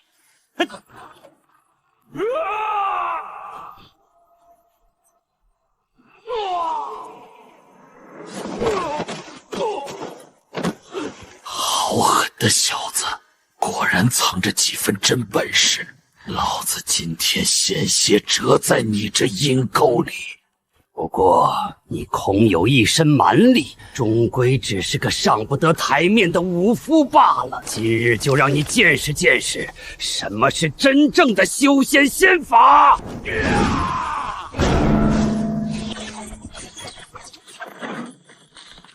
人悬半空，根本无处借力，只能赌一把那招风刮不透了。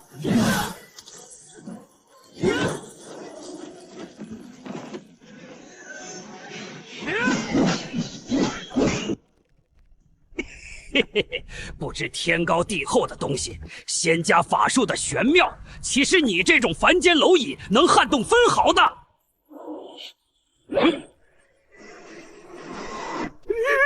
你这怪物竟也是修仙者，道友手下留情，这全是一场天大的误会啊！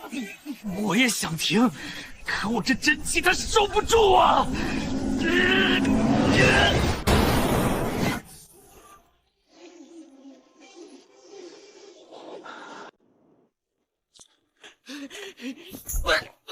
你死定了！你竟敢杀到玄宗的高徒，你惹下滔天大祸了！看样子你知道的内情还不少。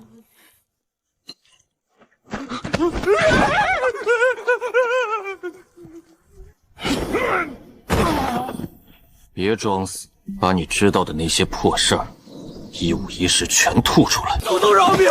别杀我！我都交代，我把知道的全交代了。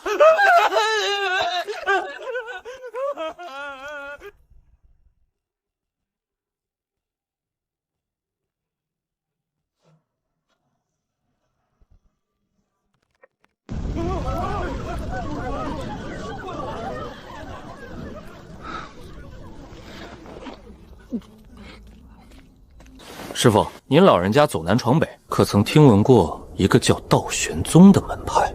出什么事了？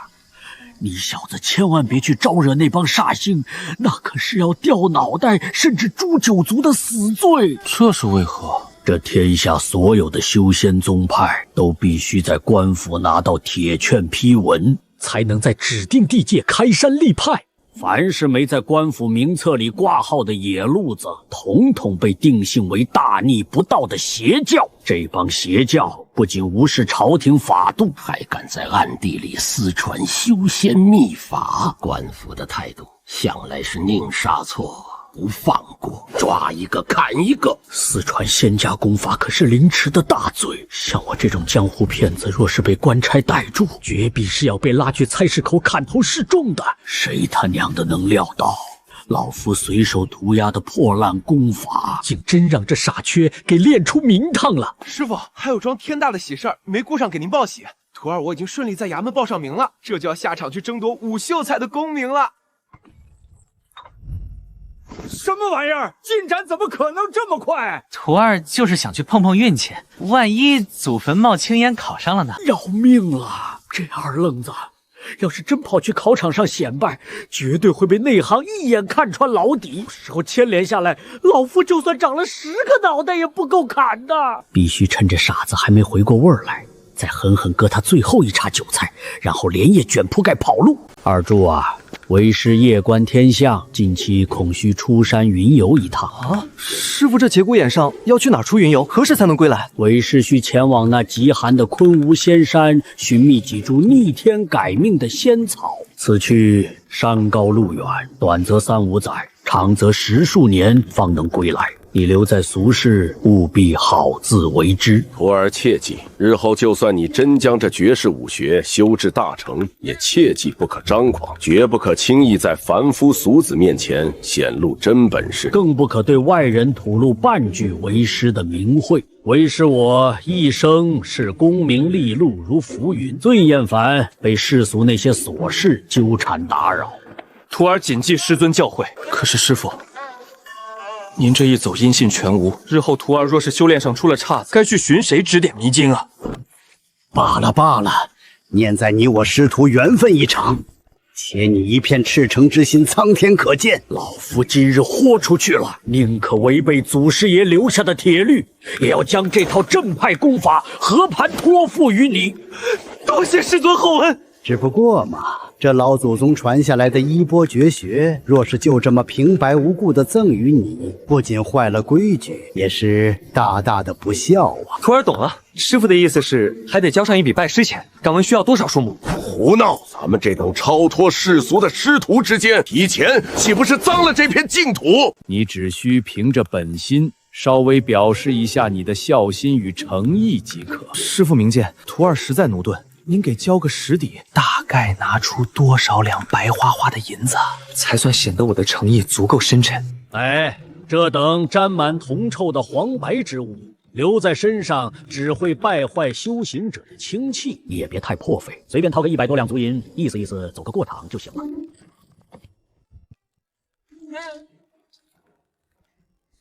师傅，您老人家仙风道骨，万万不能被太多俗气污染了仙根。徒儿精打细算，一分不多，一分不少，正正好好拿了100两整。包裹里剩下那些烟杂的污秽钱财，就留着让徒儿自己去承受反噬吧。为师这里还有一块祖上代代相传的极品玉佩，干脆一并留给你做个随身念想。不过话说回来，这祖传的宝贝是万万不能随便白送的。徒儿门清，这回又需要徒儿展现多大分量的诚意？所谓宝物有价，情义无价。这等稀世奇珍放在从前，旁人就是砸出50两真金白银，老夫也是绝对不卖的。这就50两啊！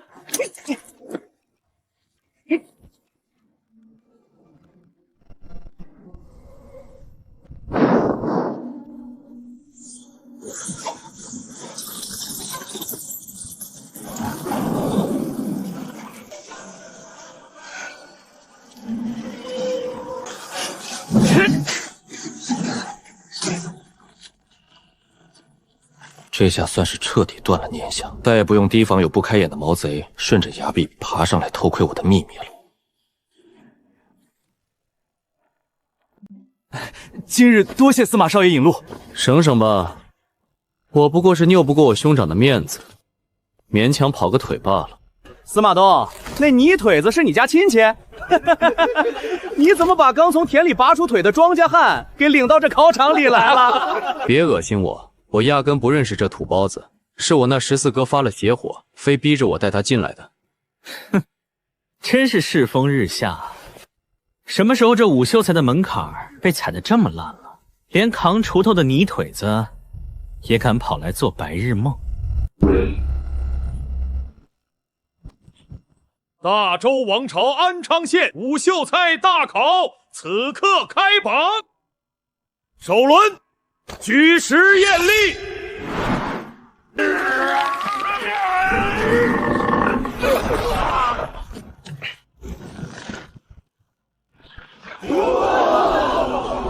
坏了，我这动作是不是太野路子了？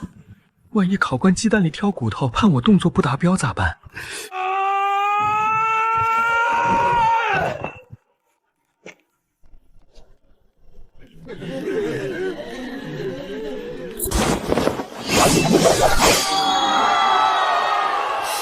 这叫剑，细得跟大户人家绣花用的针一样。关键是跳得跟个癞蛤蟆似的这么矮，居然也能混到甲上的极品分数。这衙门评判剑法的眼光到底是不是瞎的？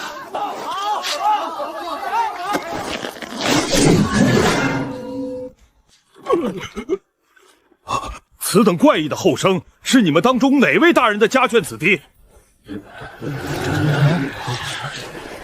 这就奇了怪了，既不是官家子弟，这穷乡僻壤的，谁有这般通天的手段，能砸出资源培养这等不可多得的少年奇才？这才多大岁数，一身内力竟已达到了恐怖的炼气3层。县尊好眼力，果真是极其扎实的炼气3层修为。这到底是打哪儿冒出来的邪门小子？藏的也太深了。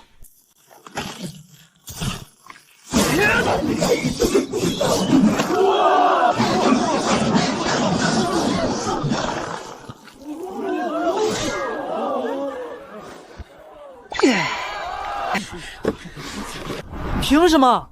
我费了这么大劲才给个乙中。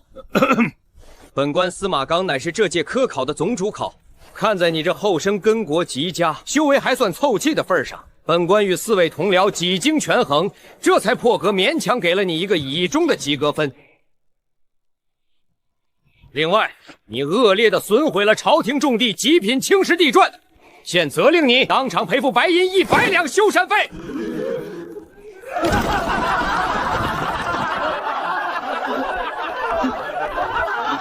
小子，别藏着掖着了，拿出你吃奶的劲，全力攻过来吧！我倒要看看你这副身子骨能在我手底下撑过几个回合。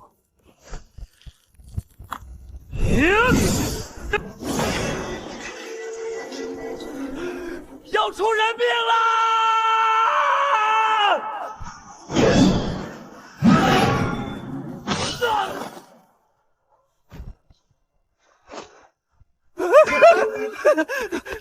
大老爷，对不住啊，我真没想下死手，下次我保证极其小心，绝不这么莽了。大考不可废，经5位主考慎重的合议，本组考生2柱子实战考核成绩判定为极其优异的甲上。2柱子听判，因你出手不知轻重，致使本朝考官遭受严重的内伤，现命你迅速赔付白银100两做汤药费，你可有半句怨言？学生认罚，绝无半句异议。那名主考分明已是接近炼气门槛的半步修仙者，竟然被这2柱子荒谬的一剑拍晕，满打满算不过2年光景。这泥腿子怎么可能爆发出如此恐怖的战力？这背后必然藏着害人的隐秘。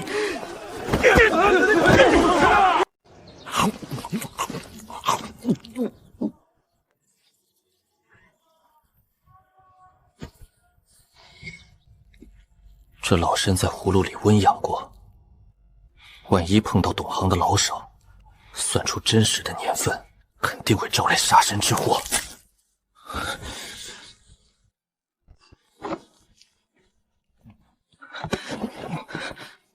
老天爷，可算找着你了！我大伯指名道姓要见你一面。女大伯就是大考那天那个八字山羊湖的考官。那是县尉老爷，他找我干嘛？放宽心，就是叫你过去随便聊聊。成吧，你先把这批大力丸点点数。喏，这株野山参送给你了。好嘞，谢了老弟。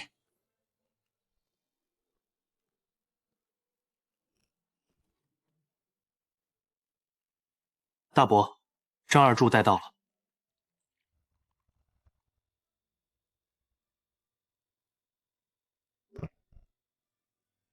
这城里的女人简直嫩得离谱，一看就干不了砍柴烧火的粗活。你们都先退下。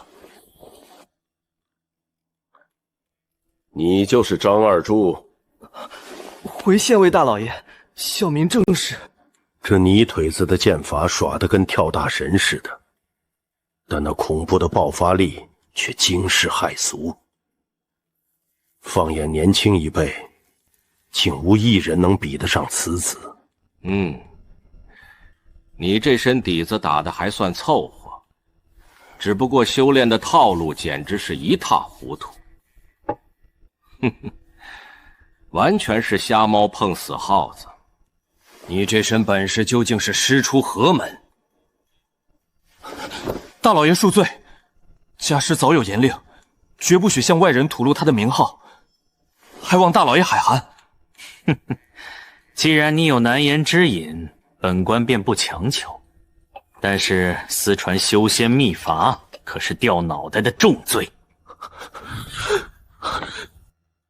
不过看在你资质还在不错的份上，若是日后能有名师悉心教导，将来必能大放异彩。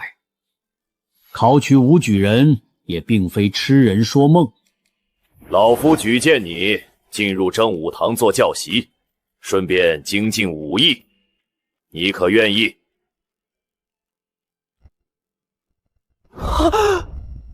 小民100个愿意，叩谢大老爷栽培之恩。行了，你先去吧。你昨天给我的那种人参，手里还有没有货？我可以出高价购买。没有了，那一株也是偶然得到的。张兄弟，你可有婚配？没有，你问这个干嘛？是这样的，我有一个堂妹，跟你年龄差不多，便想着给你们俩撮合撮合。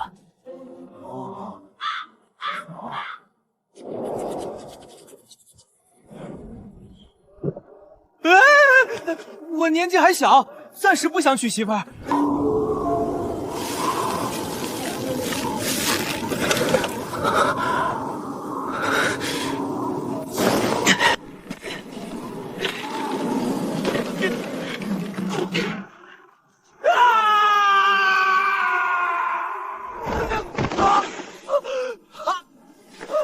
该死，这上头绝对藏着极其惊人的大秘密！你小子给我等着！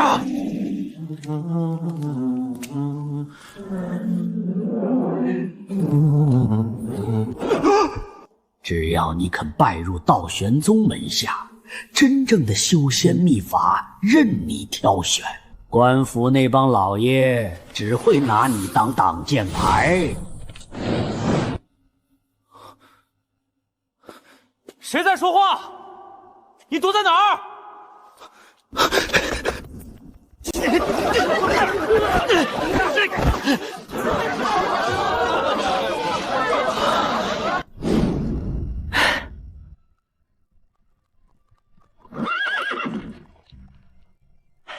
秀才老爷，请您上马游街。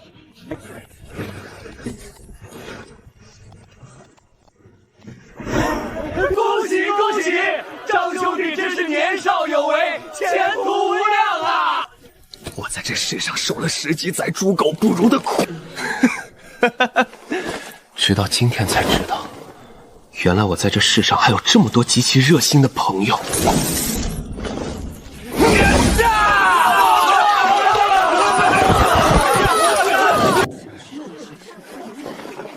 哎呦喂，是咱们家的二柱子呀！我张桂兰可是打小就一眼看出来，你是个极其有出息的好苗子，真不枉我当年含辛茹苦的拉扯了你10几年啊！这张桂兰当年处心积虑想弄死我，现在竟然还能装出这么一副极其不要脸的嘴脸，恶心！你大伯听说你考中了极其光宗耀祖的秀才，别提多高兴了。今晚务必到大伯家来吃顿热乎饭。多谢你的好意，我离山多日，必须立刻回青石林查看。苏小娥，我在县城给你挑了个极其精致的小玩意儿，留着玩吧。谢谢二柱哥。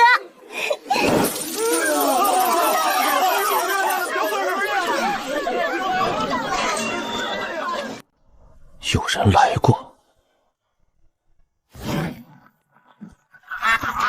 我下山不在，这满山极品药材绝不能便宜了外人，得给这群看门鹅下点猛药。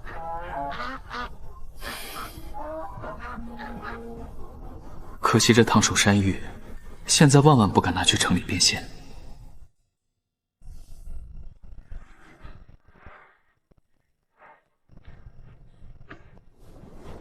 有这帮凶神镇宅，看谁还敢来送死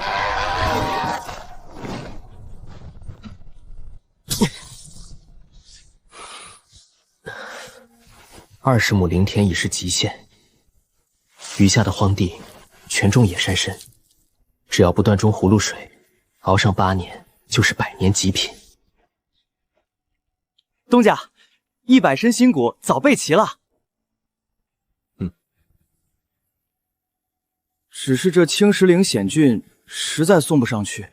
要不我寻个法子，弄个吊索给您运到顶上。免了，上上下下纯属折腾。谷子先寄放你这儿，我雇几批工匠，直接在山甲盘个大库房。阿虎，趁着农闲，你替我出面招揽工匠张罗这事，工钱直接从这谷子里扣。得嘞，包在我身上。母鸡留着下蛋，给孩子补补身子。放宽心，这50亩地明年照样租你，地租绝不涨价。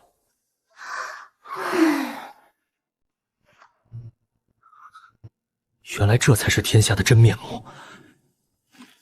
数千年前妖魔横行，修仙宗门多如牛毛，为了争夺资源互相残杀。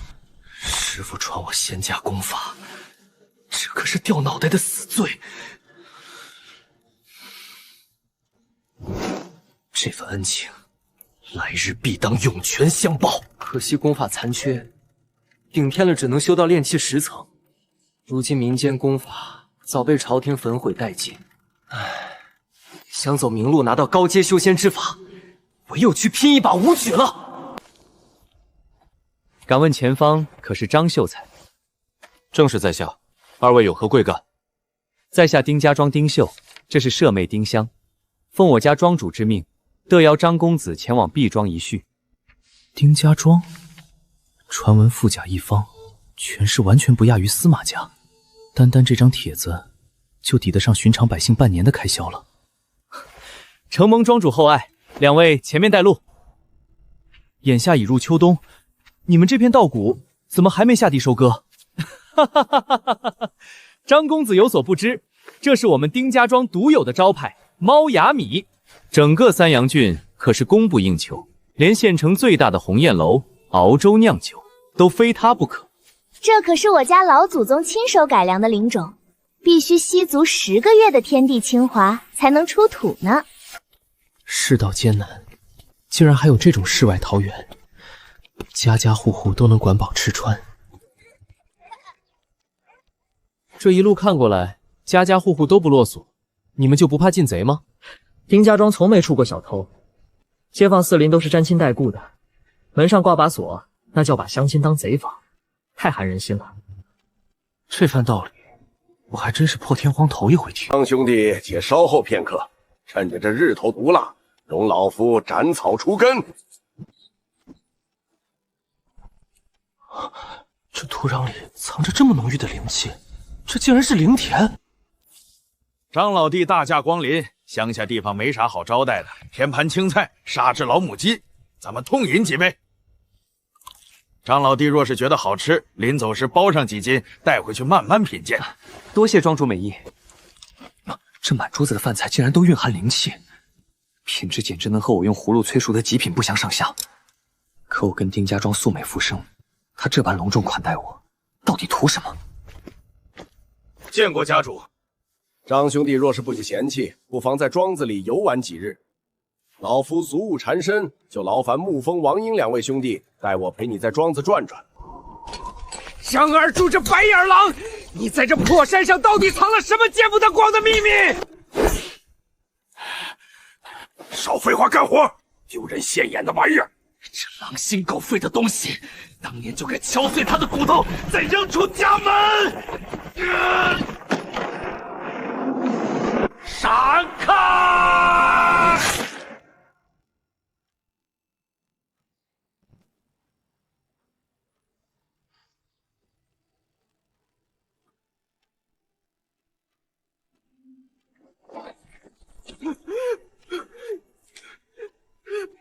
爹，张二柱，我要拿你的命来填这笔血账。张孝才，您觉得这丁家庄的光景如何？极度富足，远超我生平所见。只是我有一事不明，丁家庄这般庞大，竟没有一个佃户。张兄弟看走眼了，放眼这整个庄子，除了丁老爷本家，其余所有人全都是佃户。赵老四，你自己说是不是？那必须是，只要丁老爷不赶人，我老赵家世世代代都给丁家当佃户。这是为何？在别处种自家的地，官府少说也得扒去3成皮当税赋，可咱们丁家庄的佃户只需交2成地租，剩下的粮食全进自己的粮仓。原来如此，这丁家主收买人心的手笔确实高明。丁老爷仁义盖世，像我们几个常驻庄内的5人，每年都能领到整整5升灵米。张老弟恐怕还没察觉，方才桌上那顿饭便暗藏了少许灵米。灵米吸纳天地精华，10年才结1岁，珍贵异常。习武之人吃上一口，便能提升修为，甚至借此感应天地灵气，踏入修仙大道。既然如此，2位如今可感应到天地灵气了。时机未到，我们入庄资历尚浅，庄内倒是有几位年长的武秀才早已感应灵气，最强者怕是已触及炼气2层的门槛了。这灵米的禾苗究竟长什么样？可否带我去开开眼？自然可以，不过灵田种地戒备森严，只能远观，不可近看。这就是猫牙米，乃是丁家老祖将珍贵灵米与凡俗稻种杂交，耗费无数心血培育出的奇种。果然蕴含着一丝极其微弱的灵气。在这等绝巅开凿出如此规模的水库，至少得填进去几10万条人命吧？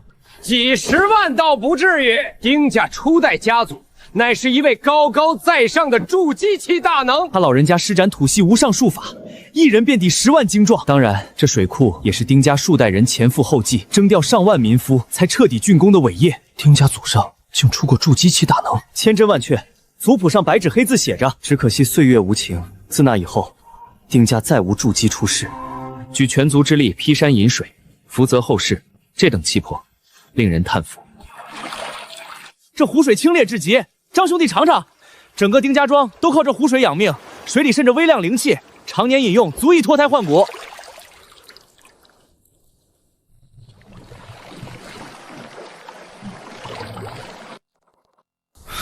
好家伙，这岛上的灵气浓度比外界强出数倍不止。沐风、王英，此乃家族禁地，谁给你们的胆子往里带外人？丁义兄弟息怒，这位张秀才是家主的座上宾，我等是奉家主手令，特来带贵客参观1、2。原来是家主贵客，刚才多有得罪，请。此乃铁荆棘，看着细若游丝，实则坚不可摧。寻常刀剑砍上去，连个印子都留不下。这是丁家老祖从上古遗迹中冒死带出的异种，耗费无数岁月才长成这道叹息之墙。好东西，要是能搞点种子围在青石岭外围，我的老巢就固若金汤了。这就是真正的灵谷田，估摸着今年又能大丰收了。整个安川县唯有咱们丁家庄的月牙灵米称得上产量第1，成色极品。这岛上面宽广，为何暴殄天物不全部种满灵谷？张兄弟外行了，灵骨生猛，需要极其庞大的灵气滋养。若是贪多贪密，植株间就会互相厮杀争夺灵气，最终的下场就是全部枯死。别看只有这区区5亩，它的产出足以保佑一个庞大世家100年长盛不衰。张秀才，你身手不凡，有没有胆量像我们一样，直接投入丁家庄麾下？从今往后，咱们兄弟大口吃灵米，大步打天下。条件确实丰厚，可惜我手里握着黄皮葫芦这种逆天改命的至宝，区区5升灵米，还不配让我弯下膝盖。张兄弟，咱们武夫练武一辈子，图什么？不就是为了有朝一日能引气入体，踏足仙道吗？丁家可是出过筑基大能的底蕴，功法秘术应有尽有，只要你点头，修仙功法就在眼前。功法，这简直是直接掐住了我的命门。条件确实是诱人，那2位拿到修仙功法了吗？我们资历尚浅，火候未到，还得熬。张兄，来日方长，丁家庄的大门随时为您敞开。多谢庄主这几日的盛情。山高水长，后会有期。虽然拒了招安，连丁家主行事大气，走时竟白送了我1包铁金棘种子和猫牙米种。至于功法，师傅留下的残卷照样让我怼到了炼气3层。这种命脉东西，以后再慢慢图谋不迟。好大的阵仗，莫非是黄老财终于咽气了？命挺硬，居然没死。托张老爷你的福，小人还喘着气儿呢。您刚回来有所不知，出殡的那位是您大伯。哈，他身子骨那么硬朗，怎么说没就没了？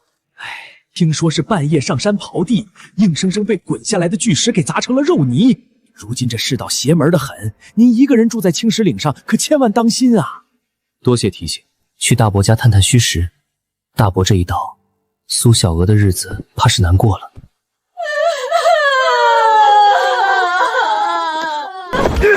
你来干什么？你还有脸踏进这个门？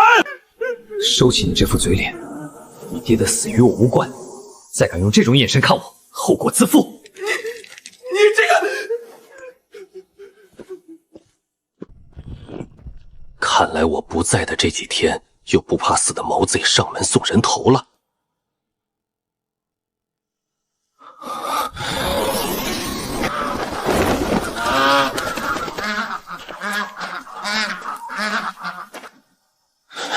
这群败家玩意儿！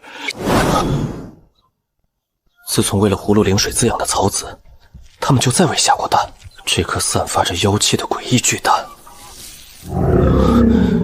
究竟会孵出什么怪物？这猫牙米品相绝佳，香气和灵气甚至压过丁家庄的正品。扔进黄皮葫芦里酝养3天，药力起码还能翻倍。长势太慢了，得想办法催熟。只有用这玩意儿把整个青石岭防线死死封住。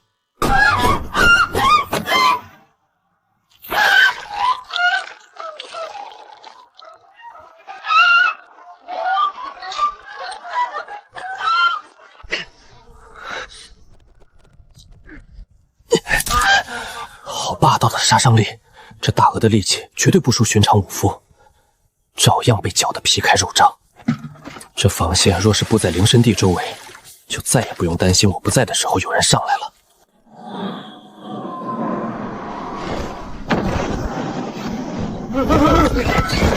见过秀才老爷！都停手歇会儿吧，吃点东西润润嗓子。乖乖，老爷养的哪是鹅？这是天上的神鸟吧？我看呐，张老爷8成已经得道成仙了。同样是秀才，这位活菩萨可比同村那个喝血的刻薄的张威强到天上去了。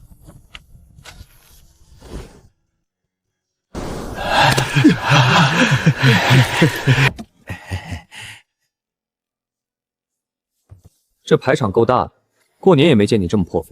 乡下人拿不出什么台面货，勉强凑了这桌子，只求老爷别嫌寒碜。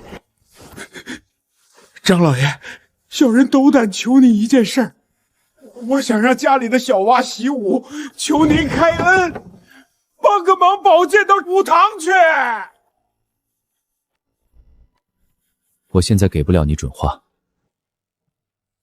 下趟进城去武堂，我替你探探堂主的口风。多谢老爷，您就是我们皇家祖宗显灵遇到的大恩人。满仓，快过来给老爷磕头！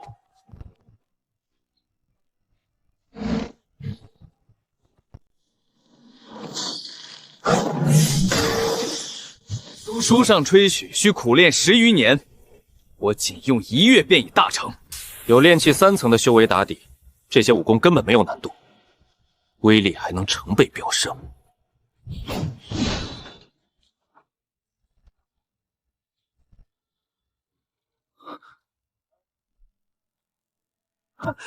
培元固本丸的药方，得来全不费功夫。红安堂卖10两银子一颗，还供不应求。现在山上那篇的年份已到30年，等下次进城，配齐辅药，我自己开炉炼丹。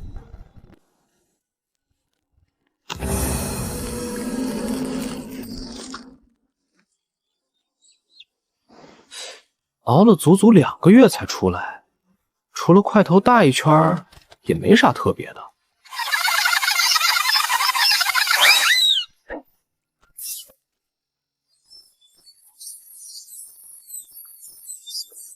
嘴真刁，非得吃葫芦水泡过的人参，好在跑得挺快的。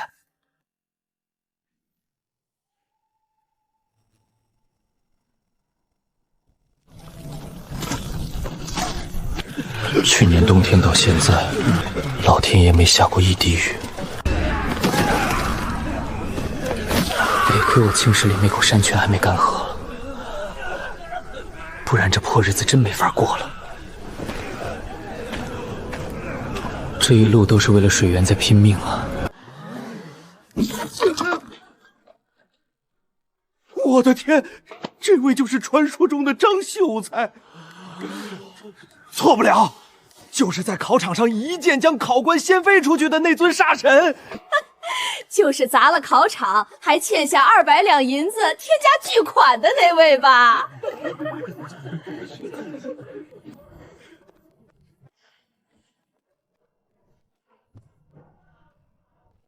大夫，你现在可是生意兴隆，财源广进啊！我能不赔钱就谢天谢地了。大部分都是穷病、恶病，要是能让他们吃2顿饱饭，这些病不治也能好。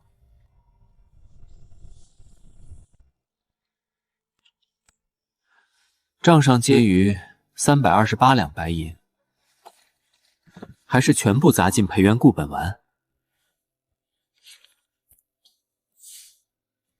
这回先按单子帮我备齐药材，剩下的闲钱再买培元固本丸。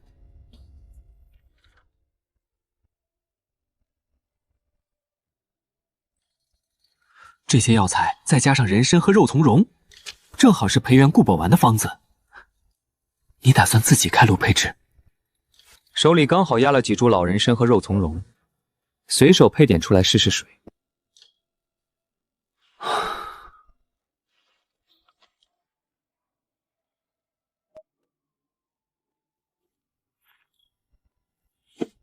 这批新货带回去，足够我好好钻研一阵子了。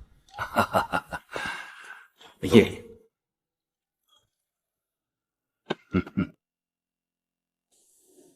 这等大旱之年，必须提前备足水源，以防万一。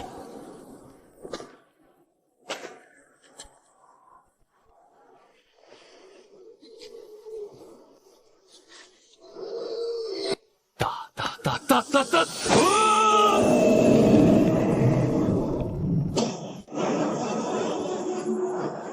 这玩意儿的极限到底有多恐怖？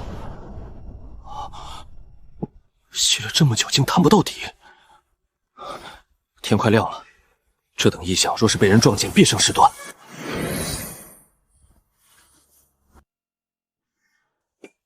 张老爷，房子地基妥了，您要的石磨和冲破也打磨好了。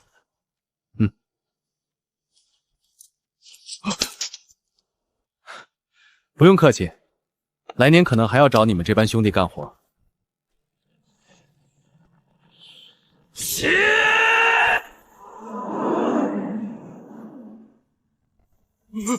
火仙师下凡了。不太费力，以后磨米碾药材的效率就快多了。每天必须保证有1颗固本培元丸，我这修为的暴涨速度才不会断供。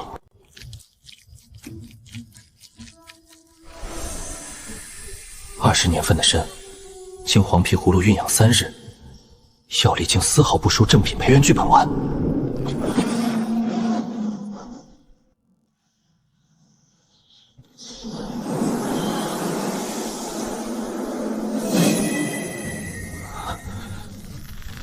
炼气4层，我已经可以丹天识海了。这团无形无相的虚无能量，便是神识。遇物穿物，如入无人之境，方圆1丈，连泥土之下人参吞吐灵气的威猛，都洞察得秋毫无犯。收！果然能收入识海。从今往后，这逆天至宝再也无人能夺。这些光点，全是我平日收进来的物件。中间那团最大的水球是河水，内含乾坤，竟能活物蓄水，以后连买鱼的铜板都省了。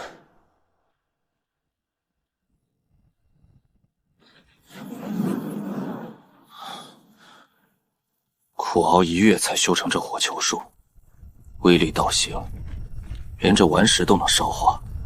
至于那缠绕术，凡俗种子根本承载不住我广袤的真气，当场就爆了。看来只能用那变态的铁晶级试试水了。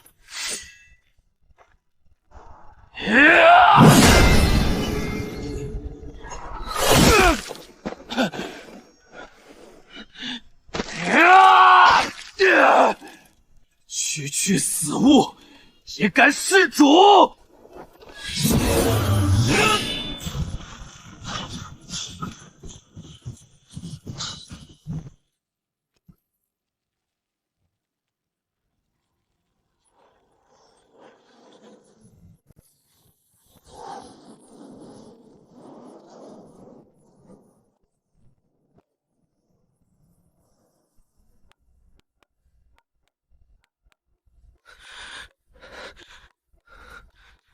东家，今年地里旱得颗粒无收，您看能不能开恩减免些租子？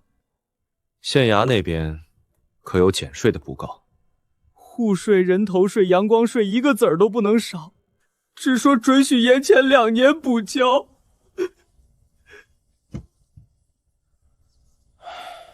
罢了，今年的地租全免了。多谢东家，多谢东家大恩大德，东家仁义啊！起来吧，大旱之年，活命要紧，挺过这灾年，熬到明年老天爷赏雨再说。拿去哄哄家里的娃娃。你家那小子一年到头没少出苦力，将来谷家长开了，绝对是把种田的好手。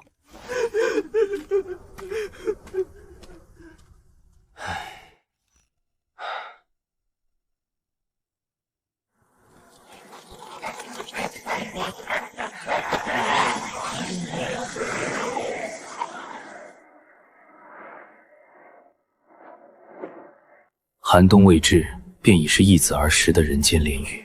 再旱下去，恶殍只会填满整条官道。培元固本丸的药力已经见底，等进了城，得找司马懿探探真品修仙丹药的门路了。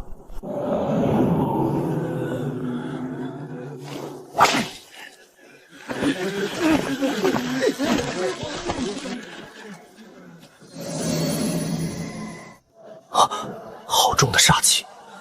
这刀疤脸的气息如渊似海，修为绝不在炼气4层之下。堂堂修仙高手，一次性大批买进这些凡俗肉票，绝不是为了当牛做马那么简单。大力丸的书你自己清点，我是真没力气动它了。脸色这么难看，古书上说未老先衰多半是元气透支，要不要给你弄点极品肉脯糖吊吊命？我底子从小就硬得很。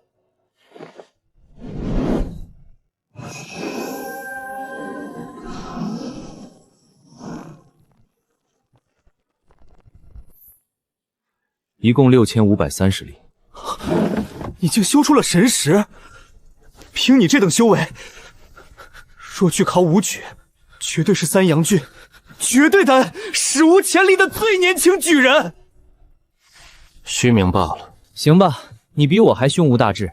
对了，这次的大力丸还是老规矩，换培元固本丸，还是？我想探探底，你这儿有没有门路搞到真正的修仙丹药？难如登天，大周的炼丹行当全被官府死死把控，真丹药狼多肉少，那价格极其恐怖。大概多恐怖？一粒真丹能抵你100咒大力丸。打扰了，还是全给我换成培元固本丸吧。没问题，呵呵，明早来提货。对了，你近期能不能再多弄一批大力丸过来？你大概要……多多益善。其实倒卖这药丸油水颇方，我眼下正急需一大笔现银填窟窿。成，10日后再给你送一批。书上记载，上乘的古玉能烙印修仙者的神识信息。师父临走时塞给我的那块旧玉佩，莫非也藏着玄机？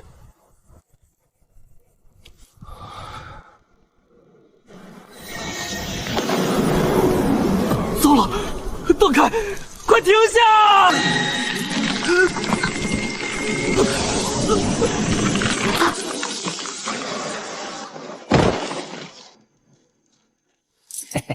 送！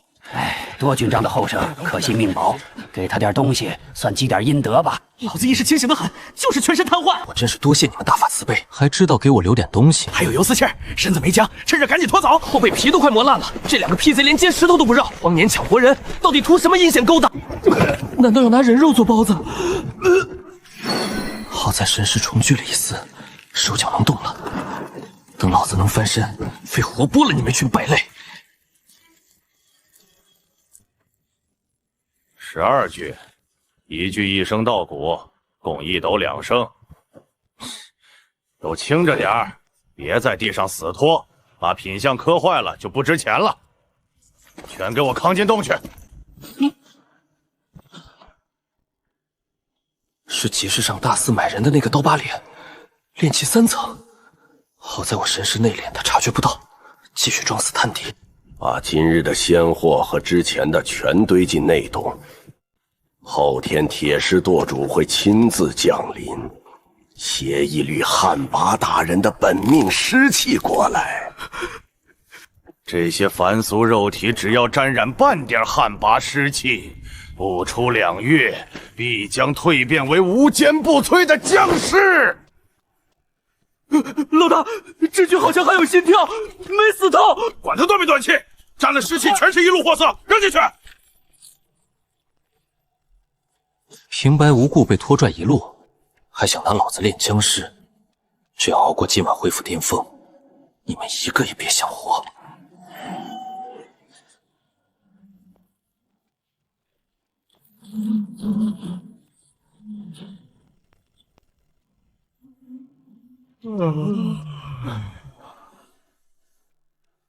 活见鬼了！这不是昨晚我亲手扛进去的那具尸体吗？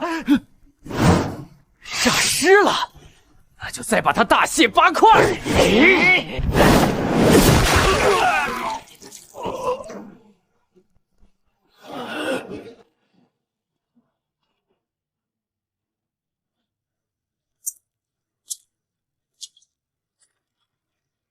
什么人敢擅闯禁地？给我拿下！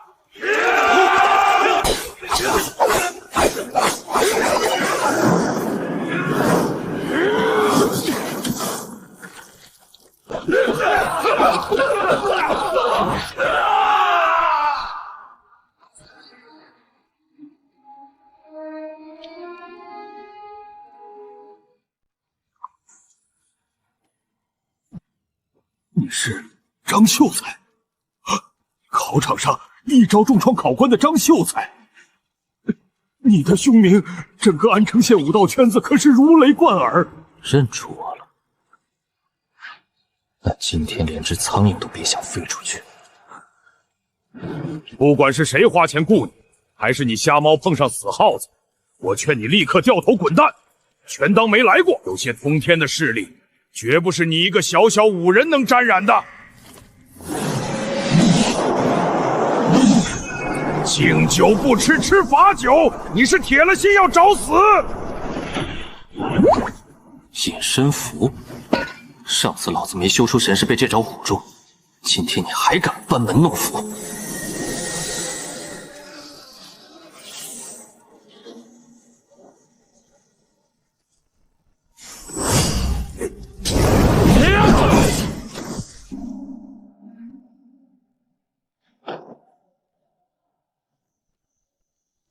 气息仅仅比我强上一线，到底要不要动手？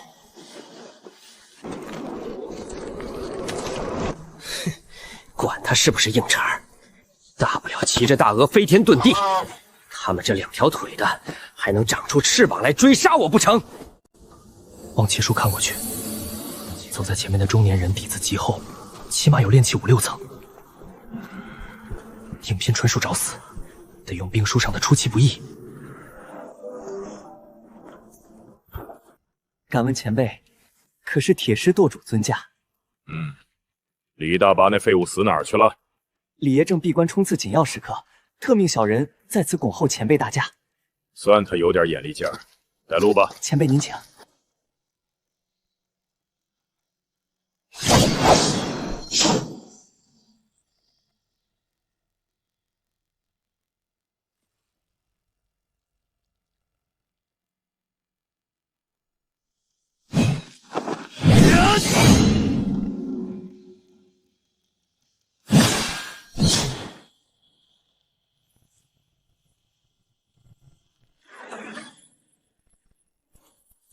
果然是白毛将，上千斤的巨斩下去，竟然连块头骨都没磕破。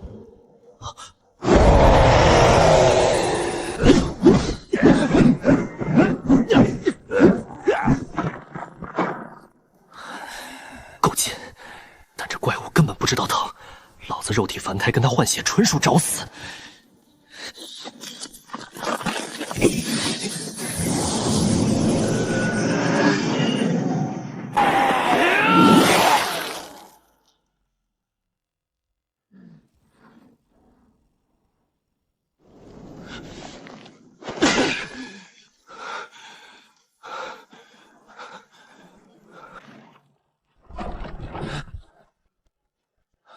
哟，满地碎肉啊！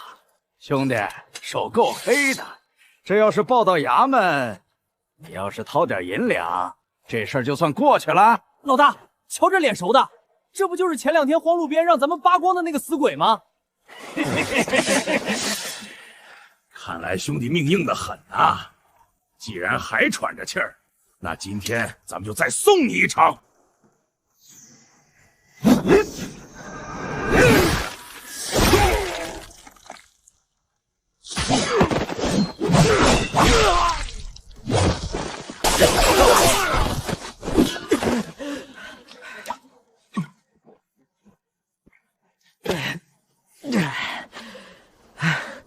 正愁找不到你们这帮杂碎，自己倒上赶着来送死。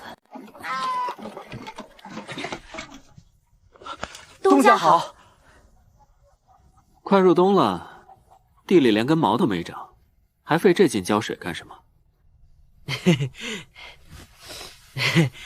眼下没人抢水，我寻思着多挑2档，把地泡透，免得开春连颗种子都下不去。既然如此，这牛车借你使唤，省得全靠肩膀扛。车上还有些捡来的旧衣裳，拿回去洗洗改了穿吧。东家大恩，这可是救命的活计啊！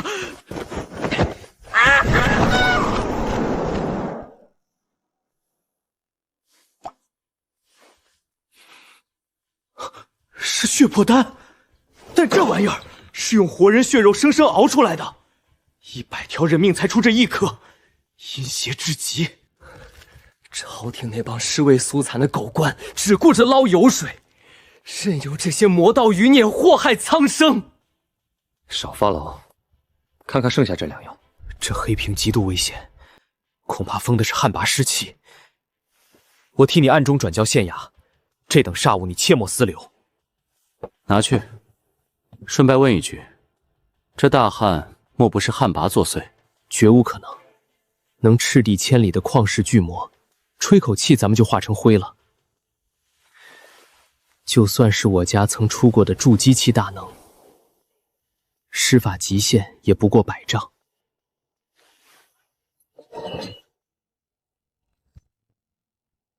这不是什么邪教的妖派，这是地下黑市的通行凭证。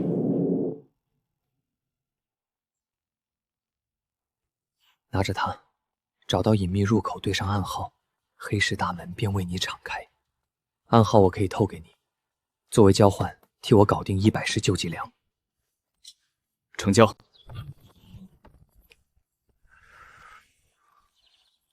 看病还是拿药？要是看花柳病，得加钱。我要看花柳，菜花状，偶有瘙痒，最近开始破戒流脓。想出这破暗号的缺德玩意儿，最好别落在我手里。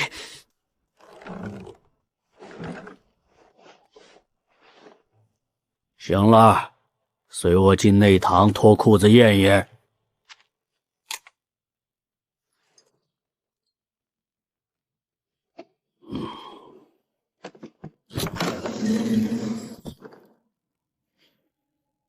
进去吧，顺着地道一直走。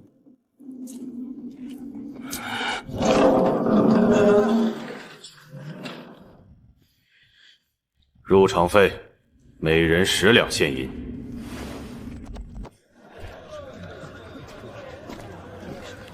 这是什么丹药？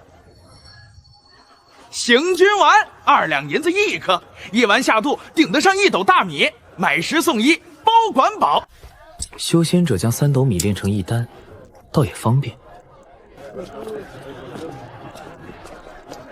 有黄皮葫芦在手，我虽不缺粮，但买一瓶回去拆解研究也不亏。培元固本丸在这里居然只换物不卖钱，成了硬通货。连那种劣质大力丸都能炒到180文1颗。司马懿这黑心商赚麻了。哼，罢了，我可没时间在这耗着摆地摊。这稻谷怎么个卖法？客官好眼光，丁家庄独门出产的月牙灵谷，一口价100两银子1升。这能买回去当种子下地吗？当种子自然没问题，但我劝你死心，这玩意儿极度挑地，没有上好灵田滋养，种下去也是颗粒无收。1亩田得搭进去1斗种子，1斗就是1000两白银，真够黑的。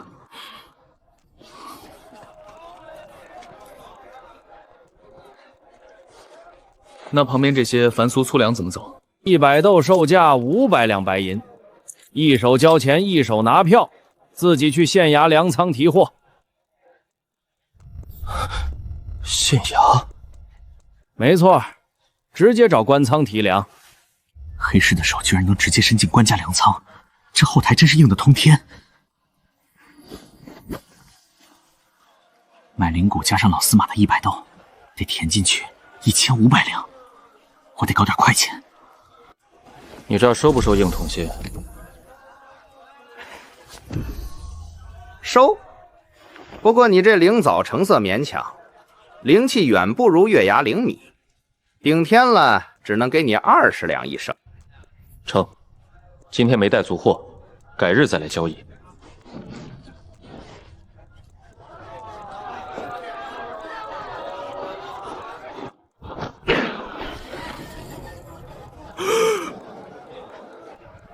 15斗红枣轻轻松松套现3000两，扣掉买灵种和赈灾粮的开销，还净赚1500两，血赚不亏。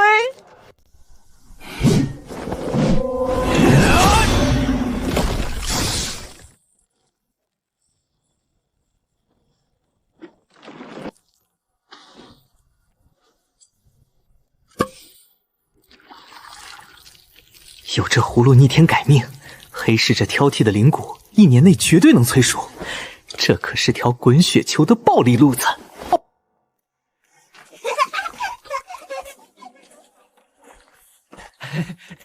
东家，您要的米粉全磨出来了，一石到骨，足足碾出7斗精米，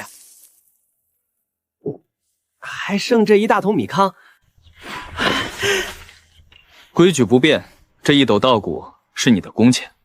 至于那些米糠，我这儿用不上，留给你家当口粮吧。东家仁义，多谢东家赏饭。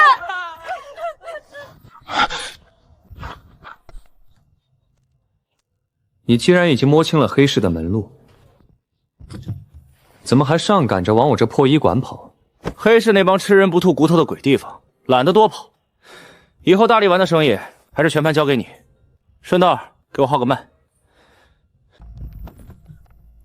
你印堂发黑，面笼青灰煞气，你沾了毒？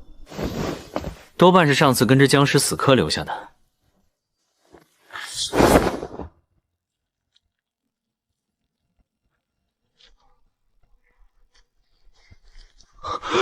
原以为只是皮外伤，没成想这伤口挺邪乎，这2天闹得我浑身打摆子。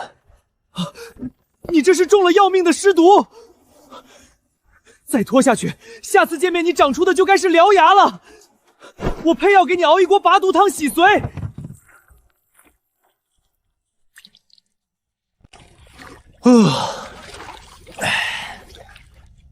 活了17年，才知道泡热水澡能这么舒坦。你长这么大，连个热水澡都没洗过？咱们这种泥腿子庄稼汉，翻山越岭大半天，累死累活才捡回1担柴火，烧锅热水洗个澡就全废了。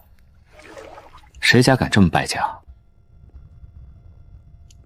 那你这满身的伤疤，从小挨揍攒下的呗。那年饿极了，去厨房锅里揪了1大块白米饭，被我那好婶娘抡起铁锅铲硬生生砸的。不过那口热饭真香，这顿打挨得值。你现在可是堂堂5秀才，凭你现在的手段，杀你那个恶毒堂兄如屠狗，你就没想过回去把这笔血债讨回来？唉，我也不是没动过杀心，可小娥那丫头算是我在这世上唯一的亲人了。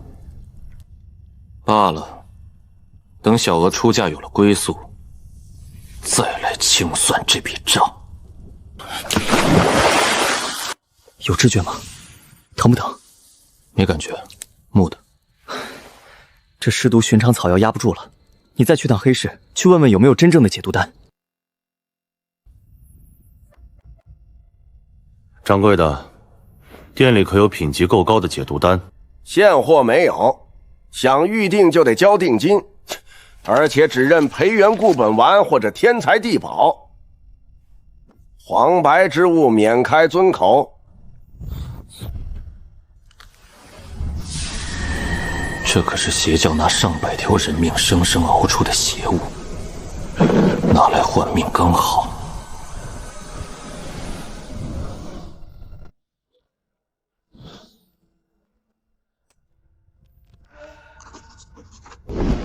客官稍安勿躁，真丹需要等些时日。您看要不要顺带买点极品解毒丸？虽不能根除，但压制毒性发作绝对管用。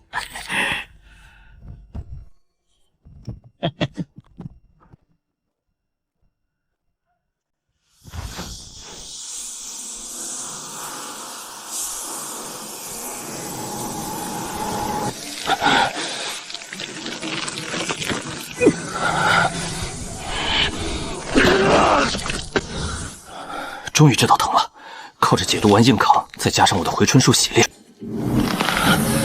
看来不用等洪福堂那颗丹药，尸毒老子自己也能化解。可是张秀才大人，您府上还要不要做苦力的？每天赏口饭续命就行。再这么下去，一家子都要饿绝了。我那穷山恶水，养不起人。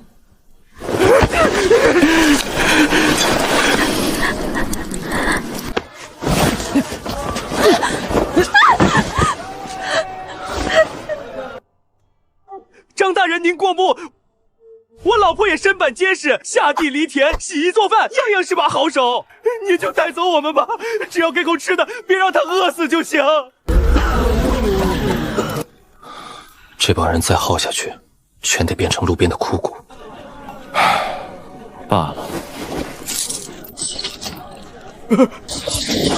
大人开恩，小人们不要银子，这世道银子换不来半口糙米。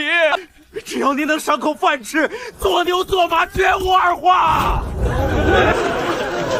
张大人活菩萨，把我们也收了吧！我有一把子力气，求您给条活路啊！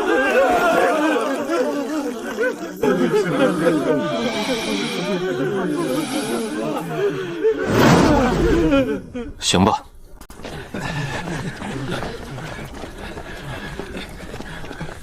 今晚就在这堆烂草里凑合对付一宿，明天起来连大气都他不敢喘。那个，你叫什么名字？回大人的话，我叫秋月。所有人吃喝拉撒一律听秋月调遣。秋月，你跟我进来。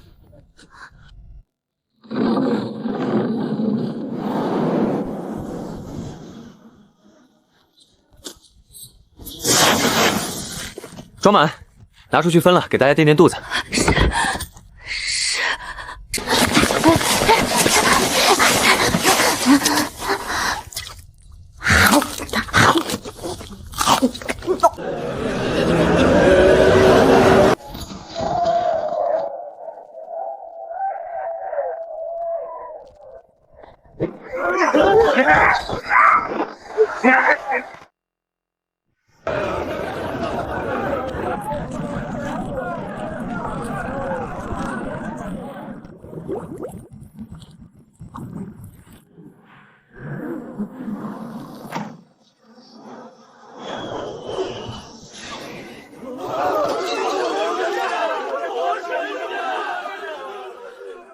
我也搞不懂怎么突然这么冲动。也许是跟司马懿待久了，沾了点善心。也罢，总不能看着他们活活饿死。也罢，既然老天爷把这些人推到我面前，总不能眼睁睁看着这世道把活人逼成恶鬼。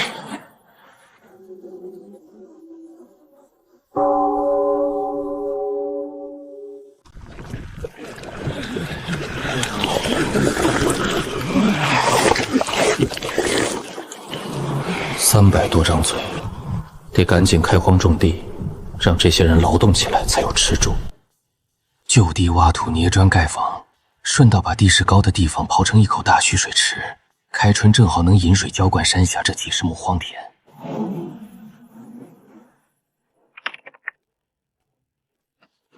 二柱子，你来的正好，有桩天大的喜讯。什么好事？还记得你交出来的那瓶旱魃尸气吗？军府衙门直接调集顶尖高手，捣毁了一处邪教老巢，当场镇杀3名筑基期邪修头目。这泼天的大功已经捅到朝廷去了。按规矩，给你的悬赏马上就能拨下来。官府的底蕴这么硬，一战连斩3个筑基期，只有那只身负旱魃血脉的怪物竟然突围了。听闻他硬生生撕碎了一名筑基修士，带着重伤遁入深山，不知所踪。生死筑基修士，那怪物若是流窜到咱们这小地方，全城都得陪葬。上次哪怕只是一只最下等的白毛僵尸，都险些要了我的命。说正事，官府这次打算赏我点什么实惠的？听郡府传来的信儿，带队首领官升3级，按理说，少说你也能分到1、2粒真丹。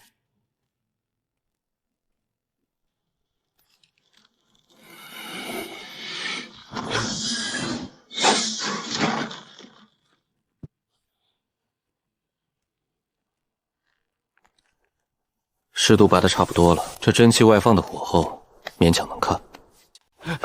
张老爷，您有事知会一声，小人替您去办。去难民堆里扒了几个懂生火打铁、会锻造兵刃的好手，带到院里集合。张老爷要打造兵刃，您看要不让我家富贵也去搭把手？他以前在城里铁匠铺做过学徒。行。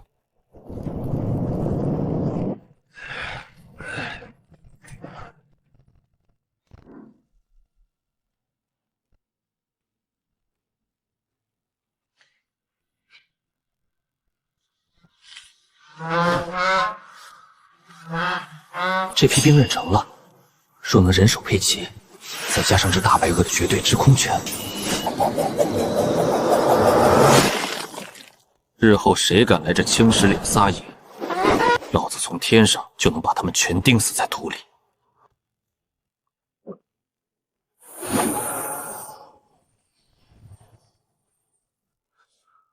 呼，被这阴毒玩意儿熬了小半年，总算连根拔净了。要是傻等着县衙老爷施舍那粒解毒丹，这会儿尸骨早凉透了。你堂堂一个身上有功名的武秀才，成天跟个泥猴子似的扎河里摸鱼，成何体统？就一句话，你吃不吃？吃。摸鱼的不斯文，吃鱼的斯文。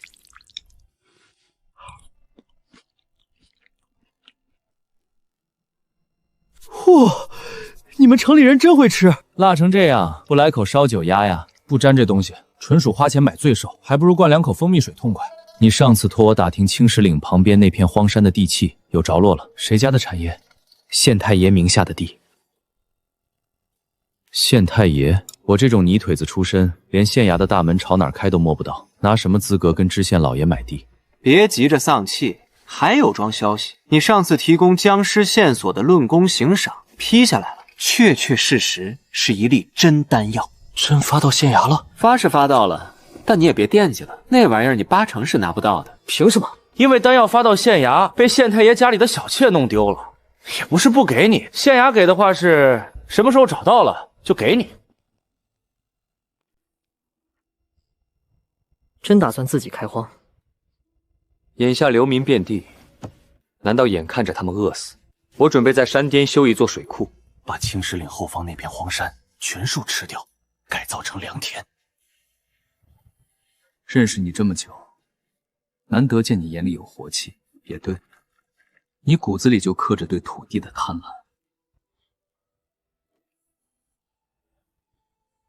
我这里有60百段银晶，你有空就帮我到集市里看一下，如果有难民的话，都安置过来。全部？你养得起吗？对，全部。行，这件事我一定竭尽所能。粮草的问题，我替你担一部分，算是助你做善事吧。多谢。官府靠不住，那颗悬赏的丹药被县太爷解集了，换来青石岭后方这10余里连绵的荒山，这笔买卖不亏。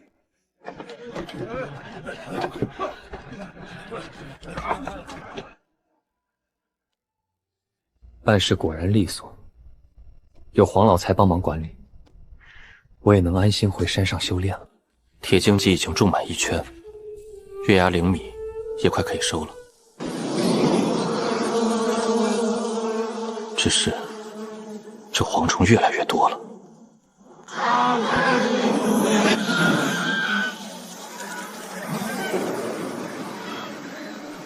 区区蝗虫，竟能撕开我这群变异大鹅的皮肉。这蝗虫的躯壳里，竟蕴藏着堪比武者真气的狂暴能量，难怪连大鹅都扛不住。烤着吃肯定香。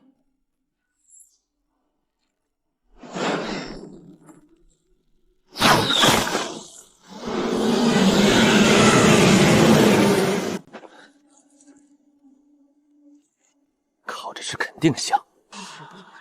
张老爷家养的那群大鹅，体格简直跟牛犊子一样，肯定是这青石岭里藏着仙气儿。安长河都见底了，就他这山脚下的泉眼还咕嘟嘟冒着甜水。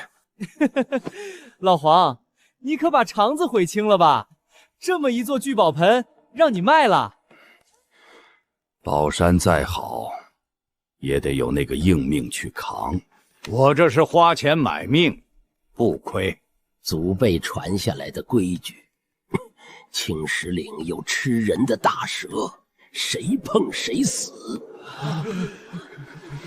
我这是花钱买命，不亏。你还敢去碰那座山？你是不是疯了？你把爹的命都牵进去了！你给我听清楚，爹是死在二柱子那杂碎手里的。那青石岭上绝对藏着逆天的重宝。他二柱子算个什么东西？凭什么独占宝山？就算拿不到宝物，也绝不能让那杂事安生。这次不能蛮干，咱们得慢慢谋划。排队，乱规矩的，饿3天。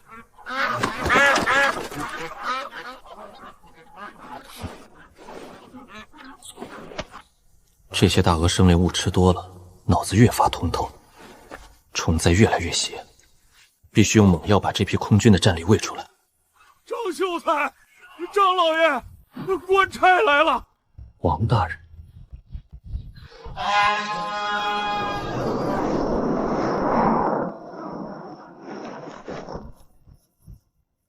不知王大人大驾光临，有失远迎。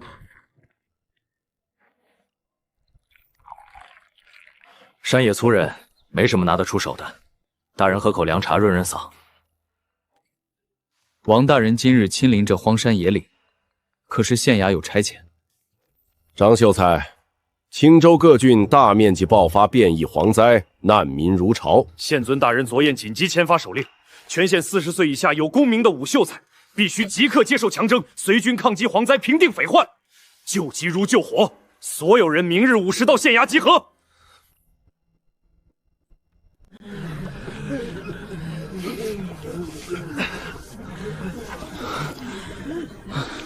二柱，替我顶一会儿，我去趟茅房。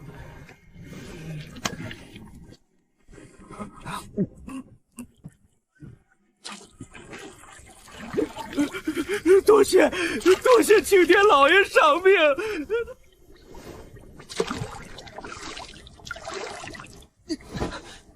你这么分，后面的人连米汤都没得喝了。你这号见不得人间疾苦的圣人，什么时候也学会精打细算了？你以为我不想？奈何外面这口子太大了。朝廷下拨的赈灾粮早到了，全被县衙里扣死在库房里。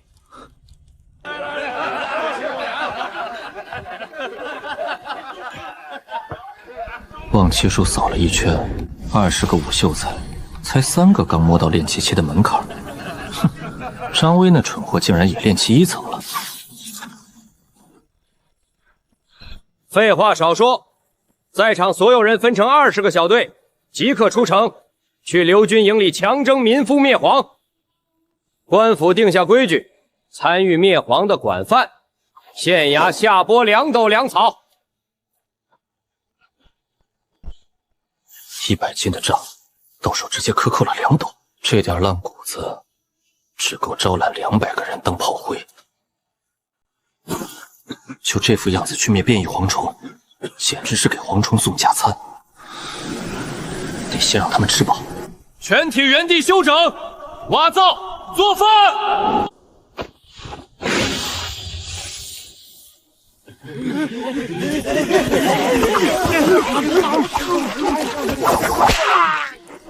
都给老子规矩点！谁再敢抢生苗，就地斩首！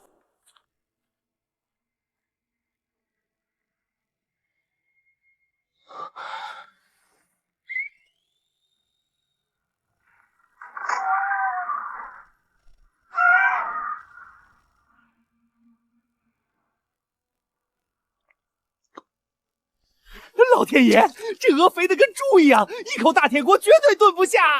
这么大一只，少说能刮下200斤净肉。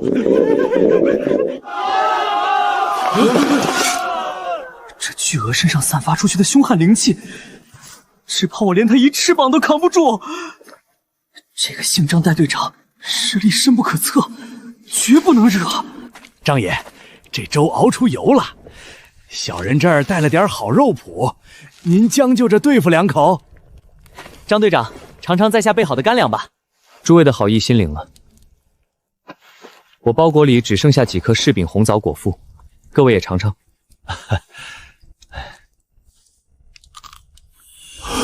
这红枣里竟然蕴含着如此精纯的灵气。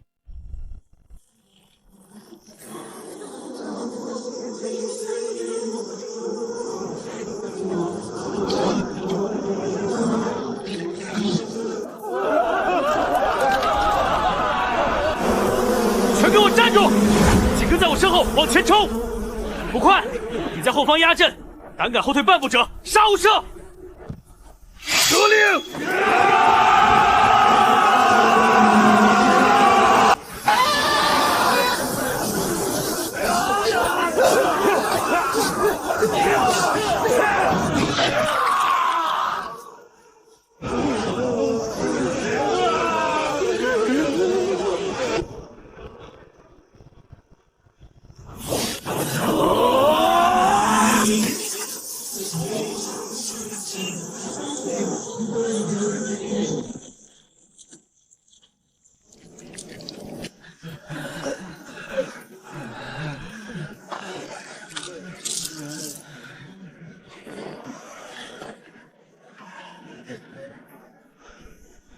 全军停止追击，原地休整。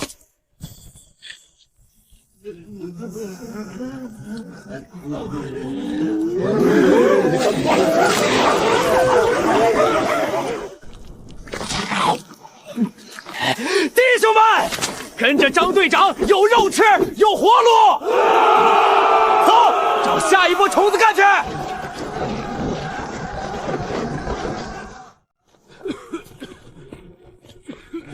这边的蝗虫大部分被青石岭的人参吸引走了，剩下的也早被二柱子买的那些流民杀的差不多。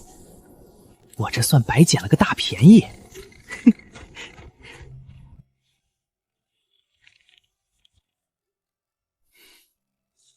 花了家里所有的底子，就换回这么一张破纸，你懂个屁！这可是货真价实的仙家术法，我这就抄他个几十份，回头100两银子一份倒腾出去，咱张家就彻底翻身了。停下，你不要命了！私翻仙道功法可是掉脑袋的死罪。我懂了，圣人云天下皆刁民，有牧民之术，可弱之、贫之、困之，切不可使其治之。我全悟了，这读书读成臭毛病，又犯病了。哥，我要习武，教我。你寒窗苦读这么多年，不考功名了？不读了，我要踏足仙道。哼，随便你，只要你日后别后悔。哥，你确定不会再像上次那样直接摔个半死？放100个心，我的御风术已然大成，这次绝对万无一失。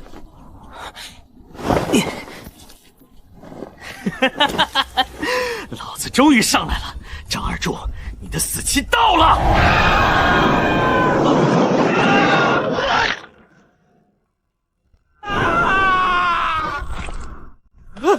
大哥，你骨头没断吧？一头扁毛畜生也敢踩在老子头上拉屎！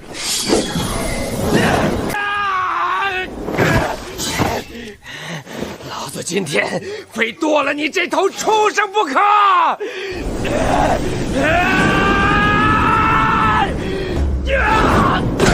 法力一丝都不剩了，老子苦熬了10几载，到头来竟然连张二养的一头畜生都打不过。哥，你别吓我，真摔傻了。我没傻，但我输给了一头鹅。我们连他张二柱手底下的畜生都不如啊！一只畜生而已，犯得着跟他拼命？我自有杀招。你这破毒药能行吗？放100个心，我在这把稻谷里足足兑了10几包最烈性的老鼠药。嘿嘿哥，你要是不信，自己先尝2粒。少放屁！老子亲自送他们上路。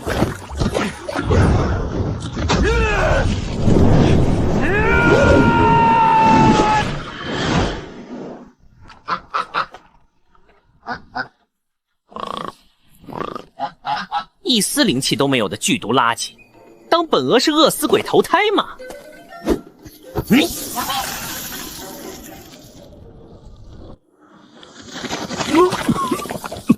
拼武力被完虐，玩下毒被无视，难道咱们兄弟俩真连这扁毛畜生都不如？唉。别让那两山贼跑了！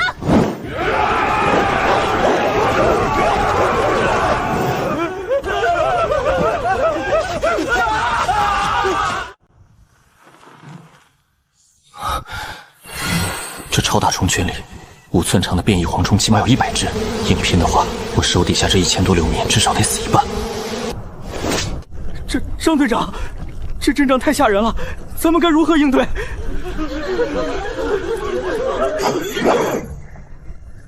赵秀才，把你们搜来的那些新鲜草料全给我搬过来。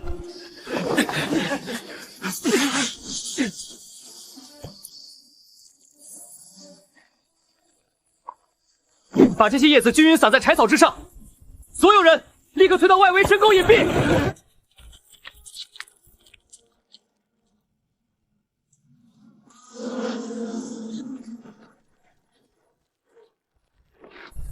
队长，可以点火了吗？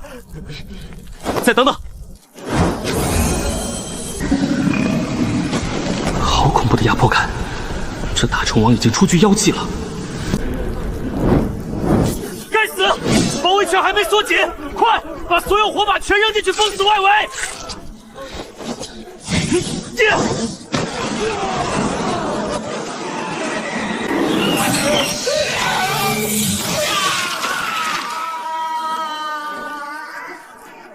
顶不住了，退回来！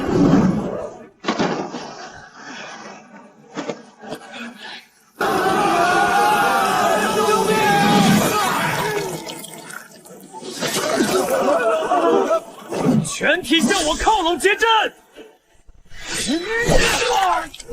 再退半步者死！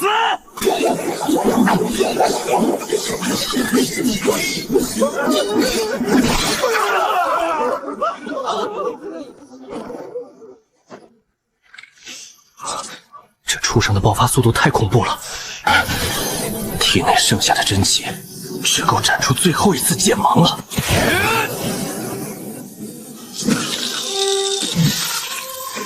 再近一点，给老子再近一点！给我死！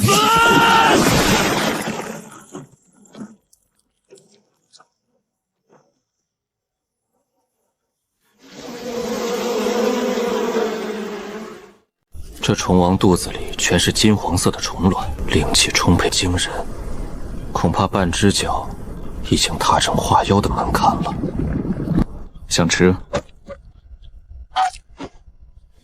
再熬几天，这东西现在吃会出事。张队长，战场清点完毕，共缴获156只变异巨蝗，您看这怎么个分法？老规矩，变异蝗虫1人1份，余下的充作全队口粮。孙秀才那份照发，任何人战死，他的那份口粮1灵1毫都不准短缺。兵书有云，赏罚分明方能令行禁止，拿死人东西会寒了活人的心。老夫撒出去整整20支灭蝗队伍，唯独你这支拔了头筹，差事办得利索，老夫要重重赏你。东家回来了，东家好。东家，您回来了。我不在的这几日，家里可安稳？回东家，夜里进过贼。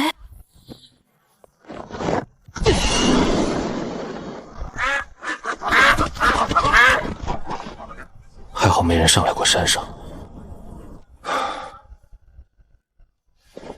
前2日，几个放养的娃娃在后山根底下捡了几只死老鼠和死鸟，正嚷嚷着要烤了吃。得亏黄万山眼尖拦了下来，大伙顺着痕迹寻过去，在后山脚下发现了一大滩撒了剧毒的稻谷，周围死了一圈野物。这事儿你们拦得好，从今往后我若不在，夜里加派3倍人手暗中死守，不能让任何人上山。副官，看看这玄铁重剑还能不能接上？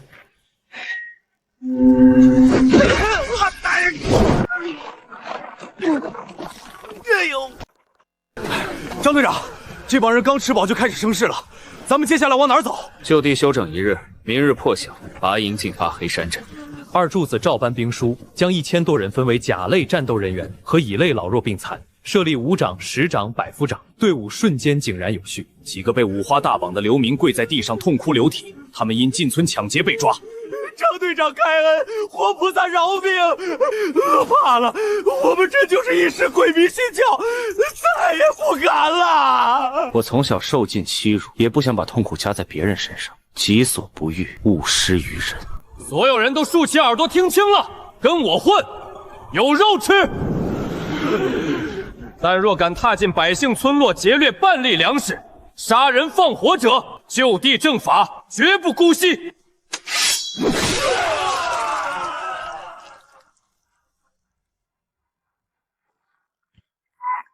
接着，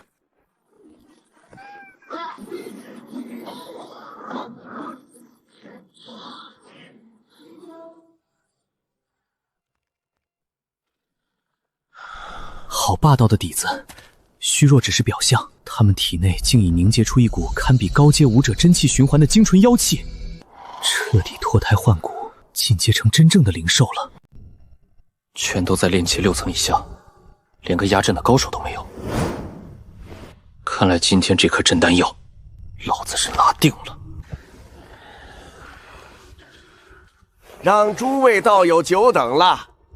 咱们安昌的县太爷仁义搭进去2座欢山，才从上面换回了这粒极品真丹。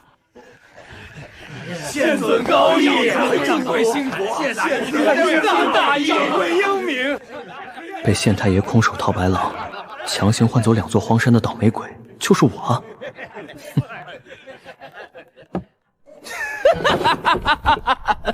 一群只知道摇尾巴的蛆虫，看什么看？老子早晚把你们这些恶心的蛆虫一锅全炖了！不知是哪条道上的朋友敢来鸿福楼砸场子？老子行不改名，坐不改姓，道玄宗清风子是也。有种的只管上道玄宗来找老子寻仇。好得很，老朽记下了，原来是道玄宗的硬茬子。放屁！你根本就不是道玄宗的人，为何要四处乱咬嫁祸我宗门？哦，你怎么知道我不是？难不成你才是？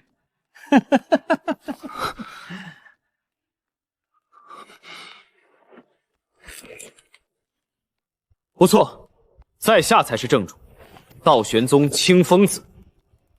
望诸位道友明鉴，我道玄宗虽被大周朝廷视为眼中钉，但全宗上下只想潜心修道，绝无半点谋反之意。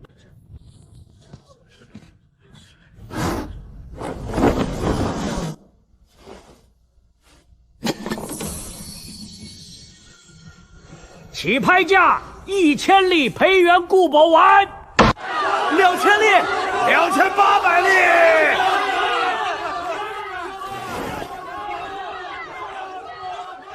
3000粒。诸位看仔细了，这是一只体足有1尺5寸，已然踏成化妖门槛的超级虫王遗骸，其体内封存着极其狂暴的木系灵力。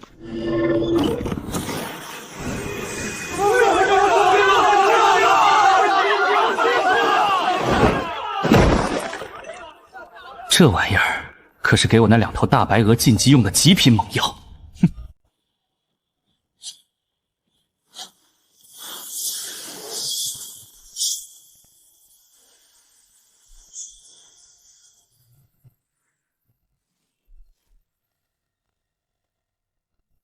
阁下究竟是哪条道上的？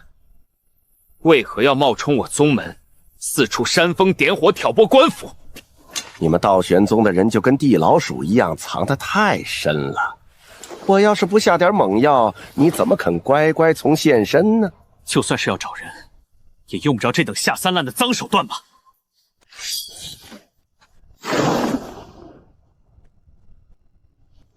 道有道，别急着走嘛。费这么大周折，只是想请贵宗出手，帮忙炼制一只品阶过得去的炼丹菇。荒谬！我道玄宗乃是传承上古的正统玄门，你们拿大活人乱炼血魄丹这种丧尽天良的勾当，还指望我道玄宗给你们铸造杀人鼎？做梦！道玄秘藏。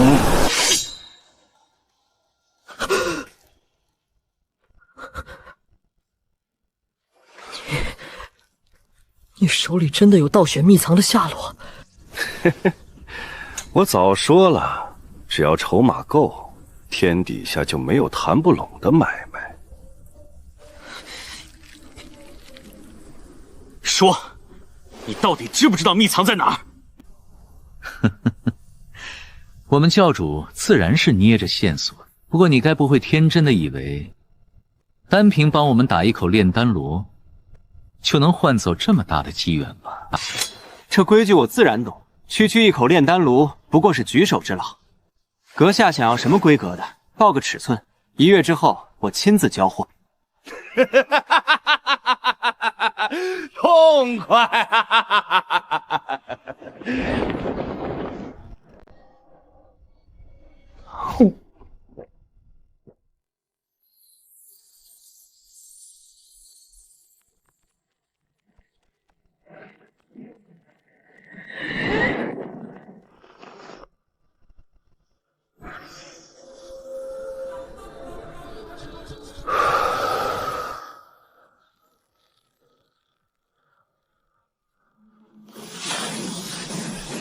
炼气无藏。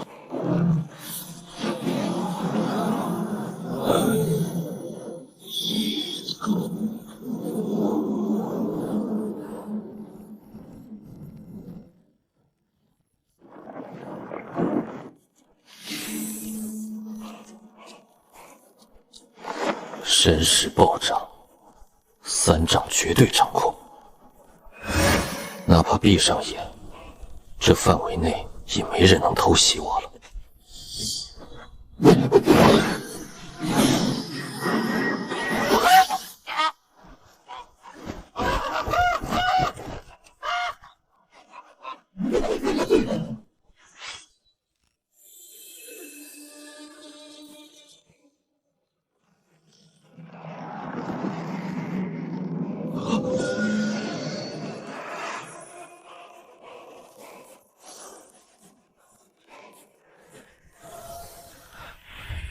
老夫乃青丹宗金丹期长老，道号白鹤，一生痴迷钻研炼丹之术，未曾想偌大宗门竟惨大周朝廷铁骑血洗覆灭。老夫自知寿元将近，实不忍将这一生呕心沥血的炼丹造诣带入黄土，故留此传承，赠予有缘人。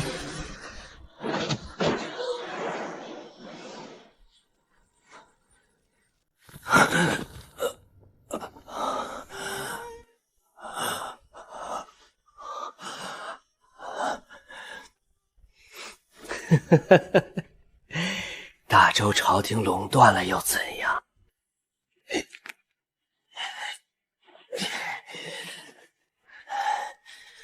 老子现在是这世上唯一不受那帮狗官控制的野生炼丹师了。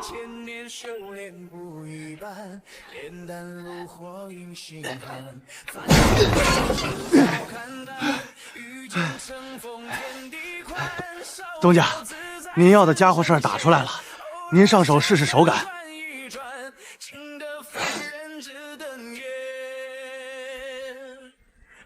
这玩意儿叫暗器不合适，叫重型飞剑倒是贴切。走，试射。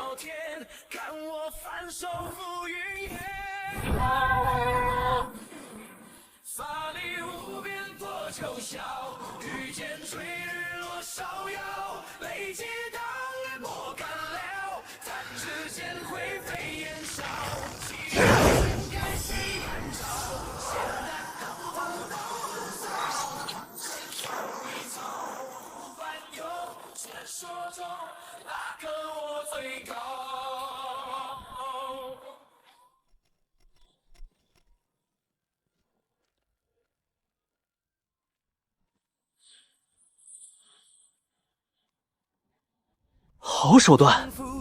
这杀伤力够劲！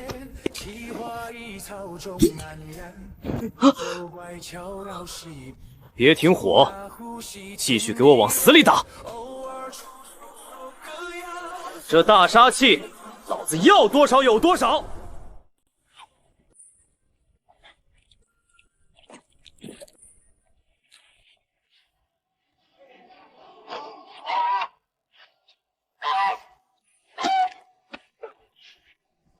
！2尺长的虫王，当初那只1尺长的，肚子里的灵卵就足够把4只大鹅硬生生喂成灵兽。这2尺长的让大鹅吃下它，老子那不是能爆出一批空军？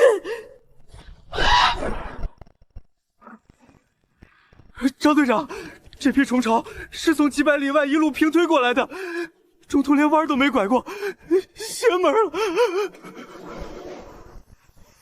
冲我来的，这畜生绝对是闻到了青石岭上那片极品人参的味儿。让下面的人全撤开，放开大道，让虫群过去，我来截杀。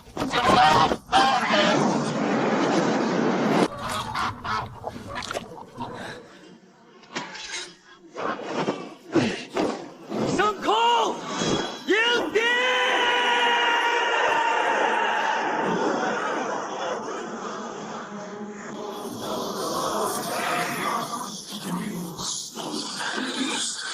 神识开！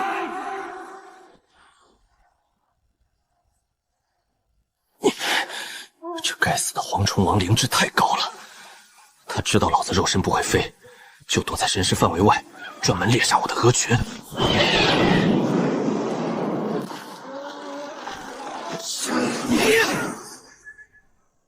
错过这次就再也按不住他了，给老子死！死！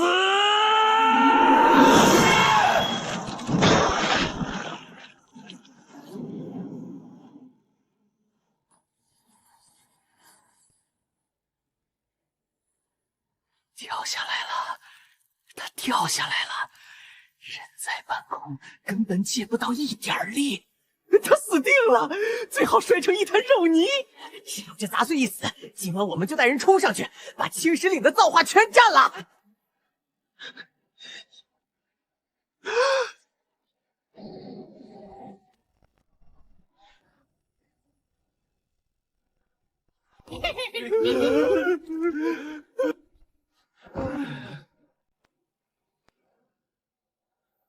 二柱子那死哪儿去了？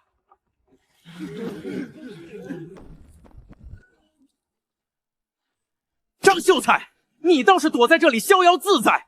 你可知如今整个青州府蝗灾肆虐如海，暴民遍地，千里赤地，白骨露于野，而你领着的这支剿蝗大队却龟缩在这破村子里，踌躇不前，你该当何罪？你搞清楚，青州府烂成这副鬼样子，那是你们这帮拿朝廷俸禄的废物造的孽，不是我一个区区武秀才的责任。大胆狂徒！别以为你身上挂着个秀才的虚名，本官就斩不得你！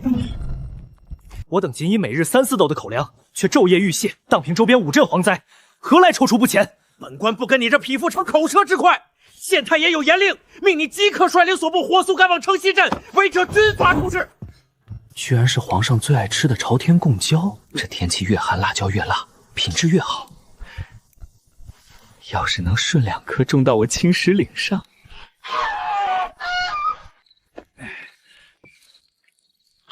张老弟，哥哥我是真他娘的眼红你呀！头顶上有那2头大鹅护驾，每天还能拿这等半只脚化妖的极品血肉当夜宵补身子。来，走一个！呸！又辣又苦，难喝的要死。老弟呀，你这酒量连个娘们都不如，岁数也不小了，就没寻思着赶紧娶房媳妇儿。只要你点头，来我司马家做个上门赘婿，如何？这开什么玩笑？张兄弟，这可不是玩笑。司马兄的好意，张某心领了。我这种在泥潭里打滚长大的，习惯了茹毛饮血的山野日子。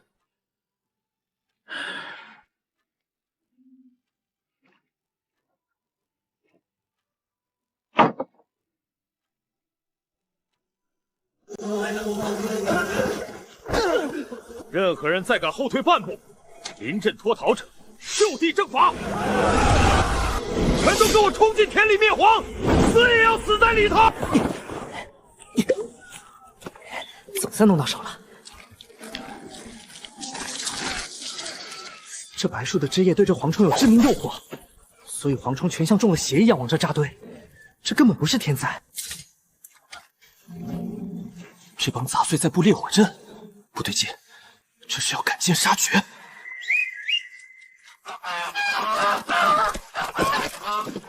县尊，火油已破，烈火阵已就位，现在是否起阵？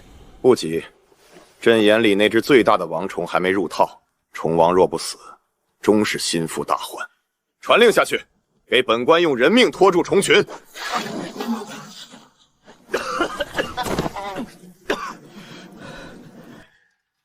原来在这些青天大老爷眼里，咱们这些泥腿子连条狗都不如。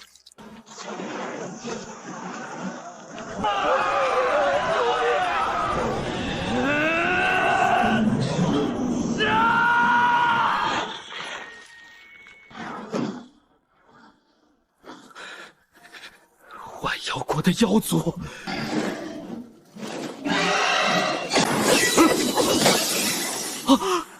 这就是传说中能千里取人首级的飞剑。万妖国的孽畜，我大周王朝与尔等素来井水不犯河水，你敢跨界伤人，是想挑起两族不死不休的国战吗？老子不过是借贵土地顺珠灵药解解馋罢了，堂堂县尊何必如此抠门？不知死活的妖孽，全军听令，放箭，给本官把这头畜生扎成刺猬！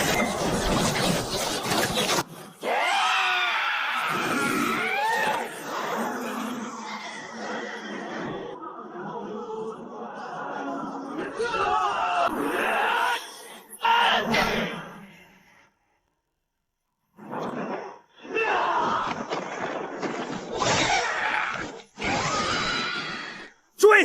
给我追！绝不能让这妖孽活着出境！你手底下不是有飞禽吗？为何不起空拦截追击？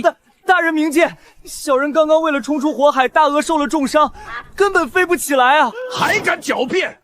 贻误战机，未战不前，致使万妖国妖孽潜逃！来人，把这个废物立刻打入地牢！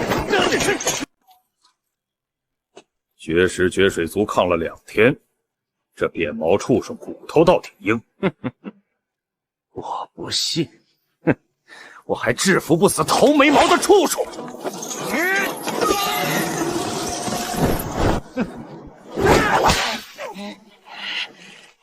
老子今天就算折断你的翅膀，也要骑着你上天走一遭！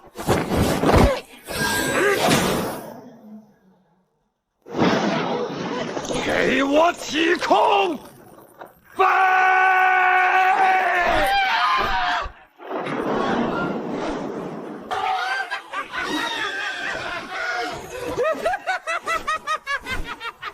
御兽飞天，神仙手段，爽！太他娘的爽了！孽畜，你疯了！快停止！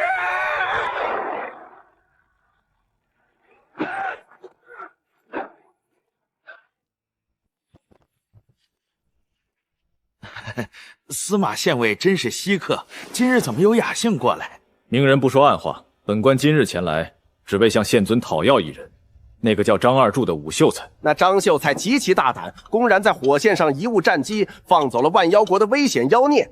本官正准备将其详细卷宗上报郡府定夺呢。你看这株百年人参能否为张秀才赎罪？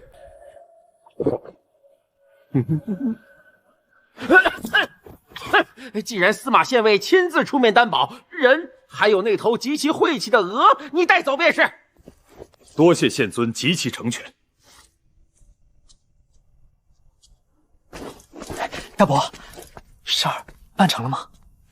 我都舍出这张老脸和一株百年老人参了，他敢不答应？